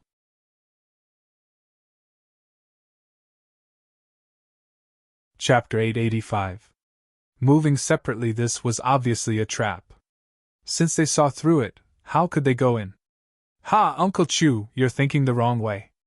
I mean, there's no one there, it's perfect for me to kill them. Lin Yi smiled and said casually. Oh? You're confident? Pingzhan paused after hearing Lin Yi's words. Yes. Lin Yi nodded and said confidently. In fact, he didn't. However, he couldn't ignore Meng Yao and Yushu. He only said that to reassure Pingzhan. Lin Yi could only take it one step at a time. There was no one in Songtan who could help him, and the enemy had masters. Lin Yi could only face them alone. That's good. Pingzhan didn't suspect anything. Seeing Lin Yi's confidence, he finally relaxed. I was worried that you wouldn't be able to handle it. I'm relieved now. Haha, time is of the essence. Uncle Chu, I'll leave first. Lin Yi didn't say much and walked towards the door. Woof woof. General Weiwu barked twice behind Lin Yi. Lin Yi's footsteps paused for a moment. He smiled and waved at General Weiwu. Come with me. Wasn't this a ready-made helper? Who would have thought that a dog was a golden-class dog? It was a wolf in sheep's clothing. Even if Lin Yi brought a dog to Nanjingzi Mountain, he didn't go against Jiningjun's suggestion. Only Lin Yi could go alone. Because the other person wasn't a human, but a dog. General Weiwu wagged its tail excitedly and followed Lin Yi. Pingzhan naturally didn't know that General Weiwu had turned into a golden-class dog.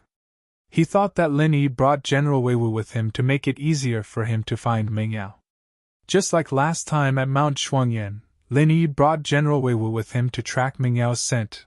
Lin Yi got on Yushu's yellow beetle and set the GPS to Nanjingzi Mountain. The man and dog made their way there. On Lingshan's side, with Lin Yi's rejection, she naturally couldn't do anything. The other party was obviously a master, and she didn't know if she'd be helping or causing trouble. Since Lin Yi said he didn't need her, she could only wait anxiously in the police station. Fortunately, Ping Zhan hadn't pressured the police through anyone, and there was no news of him at all after he returned. South Mirizi Mountain, this was the first time Lin Yi came to this place. He didn't know there was such a mountain near Songzhan. The foot of the mountain was very desolate. There were no houses and no buildings. There were only some fire prevention slogans and warning signs that it was dangerous to go up the mountain. Not far from the mountain road, 2 cars stopped. It was the 2 cars that Jin Ingjun mentioned. Lin Yi got off the car and patted General Wei Wu's head. "We'll split up later and act according to the situation, understand?" After General Wei Wu leveled up, it understood human nature better. It nodded, but Lin Yi wasn't sure if it really understood. Before it leveled up, Lin Yi already felt that this dog wasn't simple. It wasn't a normal dog, and now, he felt that this dog's IQ was even higher than before. The steep mountain road was nothing to Lin Yi, let alone General Wei Wu. It didn't even walk on the mountain road. Instead, it jumped around the trees and rocks on the side of the road and disappeared quickly. Lin Yi arrived at the top of the mountain, and saw a few people in the open space at the top of the mountain. One of them was Jin Ingjun. Beside him was a middle-aged man in a white robe. He was tall and strong like a pillar. Behind Jin Ingjun were 2 bodyguards in black. On the left and right of the bodyguards were Meng Yao and Yushu. Both of their hands and feet were tied up. However, Lin Yi breathed a sigh of relief. It seemed that the 2 of them weren't hurt. "Lin Yi, you're finally here!" Wahahaha! Jin Ingjun wasn't an idiot. He had men lying in ambush at the foot of the mountain to see if Lin Yi came alone. He was afraid that Lin Yi would bring a team of police with him. That would be troublesome. Although Jin Ingjun was arrogant and had masters around him, he couldn't let his men have a gunfight with the police, could he? Wasn't that asking for death? If that happened, he would have to give up on killing Lin Yi and kill Meng Yao and Yushu to vent his anger. At the back of the mountain, Jin Ingjun had already prepared a helicopter. Even if the police surrounded the mountain, he could still escape. The police wouldn't think that he had a helicopter as a backup. By the time the police called for backup, he would be long gone. Jindejo's men were in the pirate business. How could they not have a helicopter as an escape tool? Jin Ingjun had all the necessary equipment, and that was the reason why he dared to wait for Lin Yi here. However, when Jin Ingjun received a call from his men at the foot of the mountain, he heaved a sigh of relief. It seemed like he was too careful. Lin Yi came alone without any backup or police.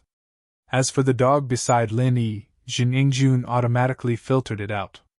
It was just a dog, what was there to worry about? "Heh, it's really you, Jin Ingjun." Lin Yi shrugged. It seemed like he was right. Things weren't as simple as he thought. His coming here was probably part of Jin Ingjun's plan. Therefore, Lin Yi entered a state of alertness. "Oh? You're pretty smart. You guessed it was me?" Jin Ingjun paused for a moment before laughing out loud. "Ha ha ha, since you guessed it was me, how dare you come alone? Are you stupid? Are you stupid? You're really stupid." It was no wonder that Jin Ingjun was so happy. From his point of view, Lin Yi was an idiot. Since he guessed that he kidnapped Meng Yao and Yushu, he still dared to come and pick up the hostages, especially alone.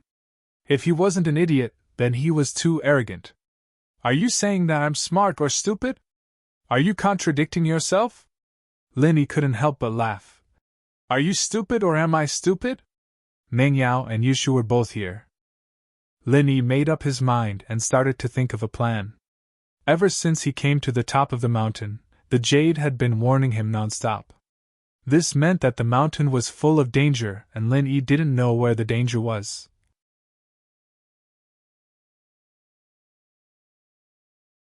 Chapter 886. A Sudden Turn of Events. "Humph, don't be so quick with your words," Jin Ingjun sneered. "Lin Yi, I will return the humiliation you made me suffer 10 times, 100 times more." As he finished speaking, Jin Ingjun made a hand gesture and the warning signal on Lin Yi's chest suddenly became urgent. This position was dangerous, and Lin Yi dodged instinctively. A bullet brushed past him. It was a gun with a silencer. The bullet surprised Lin Yi. He didn't think that Jin Ingjun would use a gun against him. Lin Yi guessed that Jin Ingjun wanted to rely on the master to kill him. However, a few bullets couldn't hurt Lin Yi at all. Since Lin Yi was on guard, he wouldn't let the bullets hit him. One bullet missed, and following that, a series of bang bang bangs sounded. It was like a bamboo tube popping beans. Countless bullets flew towards Lin Yi's direction. So many people? Lin Yi didn't think that Jin Ingjun would have so many people waiting for him with guns. He was definitely a strong opponent. Although Jin Ingjun looked arrogant, he was different from Zhong Pingliang and Zhao Qibing. He knew how to use a sea of guns. If Lin Yi didn't break through to Mystic Class and was still in the late phase of Golden Class, he wouldn't be able to dodge so many bullets. However, Lin Yi had already advanced to Mystic Class and relied on his agile skills and unique footwork from when he was an assassin. He barely dodged the first round of bullets. Continue shooting! Shoot, shoot, shoot! Shoot him to death!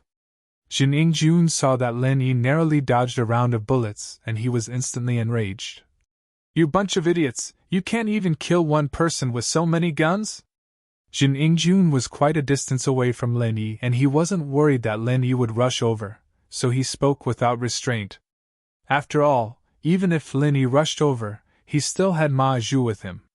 Bang! Bang! Bang!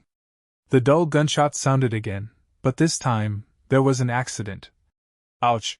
Accompanied by the muffled sound of the bullets, a scream was suddenly heard. A gunman who had been lying in ambush instantly flew out from behind the rock he was hiding in and fell to the ground. His body twitched twice, and a trace of blood flowed out from the corner of his mouth. Then, he could no longer move. The sudden turn of events left everyone dumbfounded for a moment. Jin Ingjun was dumbfounded, Ma Zhu was dumbfounded, and the two bodyguards were dumbfounded. The snipers lying in ambush were also dumbfounded. They didn't expect their partner who was lying in ambush to suddenly fly into the air. With a swoosh, he flew out from behind the rock as if there was a spring under his butt and fell to the ground. No one knew if he was dead or alive. However, just as they were wondering what was going on, an accident happened again. Ouch! Another scream. Another gunman who was lying in ambush completed his dream of pretending to be a Superman. With a swoosh, he flew out and fell to the ground. This time, he didn't even twitch and fainted. No one knew if he was dead or alive. What's going on? What's going on? Lin Yi, did you bring someone? Jin Ingjun's face instantly showed vigilance. No matter how stupid he was, he knew that an accident happened and this accident must have something to do with Lin Yi. I didn't. Lin Yi shook his head. I really didn't bring anyone. You told me to come alone, so I came alone. This? Jin Ingjun heard Lin Yi's confidence and was taken aback. It wasn't that he didn't believe Lin Yi. After all, it didn't matter if Lin Yi admitted that he brought someone else or not. Both parties had already started fighting and Lin Yi had no reason to lie to him. However, Lin Yi said that he didn't bring anyone. This made Jin Ingjun confused. Just as Jin Ingjun was puzzled, another gun squad member who was lying in ambush turned into a flying man and flew out with a whoosh, falling to the ground like a corpse. The enemy has helpers. They don't seem to be human. Ma Zhu frowned as he said word by word. He was a master of physical attacks and defense, but his eyesight wasn't good. He only made his judgment based on the current science. Young Master Jun, why don't we retreat a little? It's a little dangerous here. A bodyguard beside Jin Ingjun suggested carefully. Okay. Jin Ingjun was a little scared and didn't dare to show off anymore. He retreated behind Meng Yao and Yushu, using them as his shield. Meng Yao and Yushu were actually very excited when they saw Lin Yi coming to save them. Although Meng Yao felt that it was dangerous for Lin Yi to come here, she suddenly felt relieved when she saw Lin Yi. That feeling was as if she found someone she could rely on. She was no longer afraid and nervous. It was a good and warm feeling. However, Meng Yao and Yushu didn't know that Jin Ingjun had a gunman lying in ambush nearby. They were brought out from the cave before Lin Yi came. So, when they heard the gunshots, they were shocked. They even forgot to scream and forgot that they were in danger. They looked at Lin Yi nervously. They wanted Lin Yi to be careful, but they were afraid that Lin Yi would be distracted, so they chose to stay silent. When they saw that Lin Yi successfully dodged the bullets, Meng Yao and Yushu heaved a sigh of relief. It seemed that Lin Yi was quite powerful. Jin Ingjun thought that he could kill Lin Yi with a gun? It was impossible. Then Meng Yao and Yushu saw Jin Ingjun's men flying out from their hiding places one by one and falling to the ground. They were as surprised as Jin Ingjun, but a strange light flashed across Meng Yao's eyes. "Shu, it looks like General Wei Wu?" Meng Yao whispered to Yushu with uncertainty. "Oh?" Yushu heard Meng Yao's words and rubbed her eyes in disbelief. "What the hell, you're influenced by the company you keep. General Wei Wu has been with Shield Bro for a long time and has become so fierce. He's almost like a shield dog."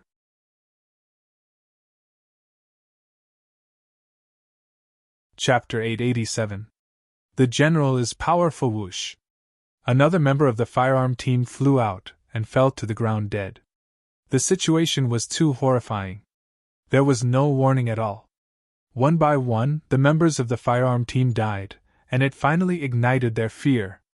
They were a group of pirates who lived on the edge of a knife, and they were in the business of putting their lives on the line. They weren't afraid of death, but they were afraid of dying for no reason. What was going on? Lin Yi was still standing there without moving, and a few of his men had died. Therefore, the firearm team went crazy and started shooting at Lin Yi. They thought that it was Lin Yi's doing, and as long as they killed Lin Yi, everything would be solved. Bang! Bang! Bang!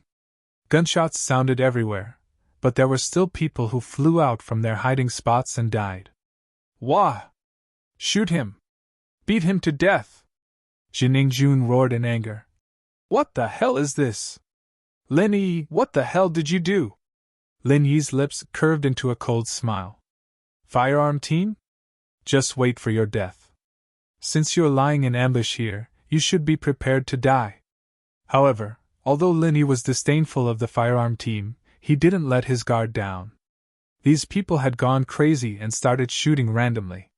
Some of them were afraid that the curse of death would find them, so they started shooting everywhere.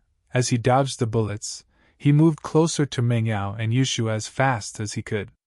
He was afraid that these people would hurt the two girls in their frenzy. I'll kill you! Zhang Wushan was a small leader in the firearm team, but he was on the verge of a mental breakdown. He didn't know what to do as he watched his comrades die one by one, especially when his brother, Zhang Wuyu, fell to the ground and died. Zhang Wushan was completely insane. He didn't care about hiding anymore and jumped out from his hiding spot. He held his gun and started shooting randomly. He lost his mind and couldn't differentiate between friend and foe. He even shot at Jin Ingjun's direction. Jin Ingjun was shocked and quickly hid behind Meng Yao and Yushu. As Zhang Wushan's gun sounded, Lin Yi frowned. He didn't care about anything else and ran towards Meng Yao and Yushu. This was because Zhang Wushan's shot was aimed at Meng Yao's direction. With his current shooting angle, he would definitely hit the miss if there were no accidents. Lin Yi didn't have time to warn Meng Yao as her hands and feet were tied up. It was impossible for her to run away. Lin Yi gritted his teeth and jumped in front of Meng Yao. At the same time, a bullet pierced into Lin Yi's thigh. Damn! Lin Yi sweated. Why was it still this part? Last time in the bank, he was shot in the thigh and Lin Yi was very embarrassed when he went to the hospital to get the bullet removed. He didn't expect it to be in the same position again. Meng Yao screamed. She also realized that Lin Yi was shot. He took a bullet for her. Last time in the bank, it was the same Lin Yi who was shot next to the miss, but Meng Yao didn't feel anything special at that time. But now, why did her heart hurt so much? Meng Yao felt as if the bullet had hit her heart, and it was a heart-wrenching feeling. Lin Yi, how are you? Meng Yao wanted to touch Lin Yi's injury, but her hands and feet were tied and she couldn't move. It's so touching, Yao sis. Shield Bro took a bullet for you. You have to repay him with your body when you go back. Yushu sighed. Repay him with my body? Don't talk nonsense at a time like this. Didn't you see that Lin Yi was shot? Meng Yao didn't know whether to laugh or cry after hearing Yushu's words. She didn't know if it was because she was avoiding the question or because she was worried about Lin Yi's injury. Either way, she didn't want to talk about repaying him with her body, but Meng Yao was thinking, would she do it if Lin Yi really asked her to repay him with her body? Would she? It seemed like she would. How was that possible? Oh, Shield Bro is a doctor, it's not a big deal. Yushu was calm in the face of danger. She saw that Lin Yi was still standing and there was nothing wrong with Lin Yi. He didn't even have a muscle after being shot. She knew that Lin Yi would be fine. Lin Yi was indeed fine. It was just a bullet. Yushu was right, Lin Yi was a doctor, after all. He'd chosen the spot the moment he'd blocked the bullet, avoiding bones and arteries, so the bullet was stuck in the muscle. It didn't matter if he didn't take it out for now. Otherwise, Lin Yi wouldn't have followed the robbers to the car and snatched their gun when he was shot. However, Lin Yi didn't have the time to think about his injury. He shook his right hand and a silver needle appeared between his fingers. Zhang Wushan was crazy and Lin Yi had to get rid of him as soon as possible. Lin Yi didn't expect Jiningjun's men to be so mentally weak. They were already scared out of their wits. Actually, it wasn't that the firearms team's mental fortitude was bad. They had been killing people at sea all day, and their guts had long been trained to be bigger than a basketball. It was just that today's situation was too strange. They weren't afraid of being hacked to death with a knife, and they weren't afraid of being shot in the head, but this kind of flying man style of death was the first time they had seen it. It was too scary. Lin Yi wanted to kill Zhang Wushan, but before he could shoot out the silver needle, General Wei Wu jumped out and agilely jumped behind Zhang Wushan. Its forelegs stamped on Zhang Wushan's back and Zhang Wushan was sent flying like his comrade. He fell to the ground and died on the spot. Yao sis, General Wei Wu is so awesome! Yushu knew that General Wei Wu was the one who killed the firearms team, but she was still shocked when she saw it with her own eyes. Meng Yao widened her eyes and looked at the General Wei Wu she raised for 10 years. How could it be like this? Why didn't she realize that General Wei Wu had such a powerful side?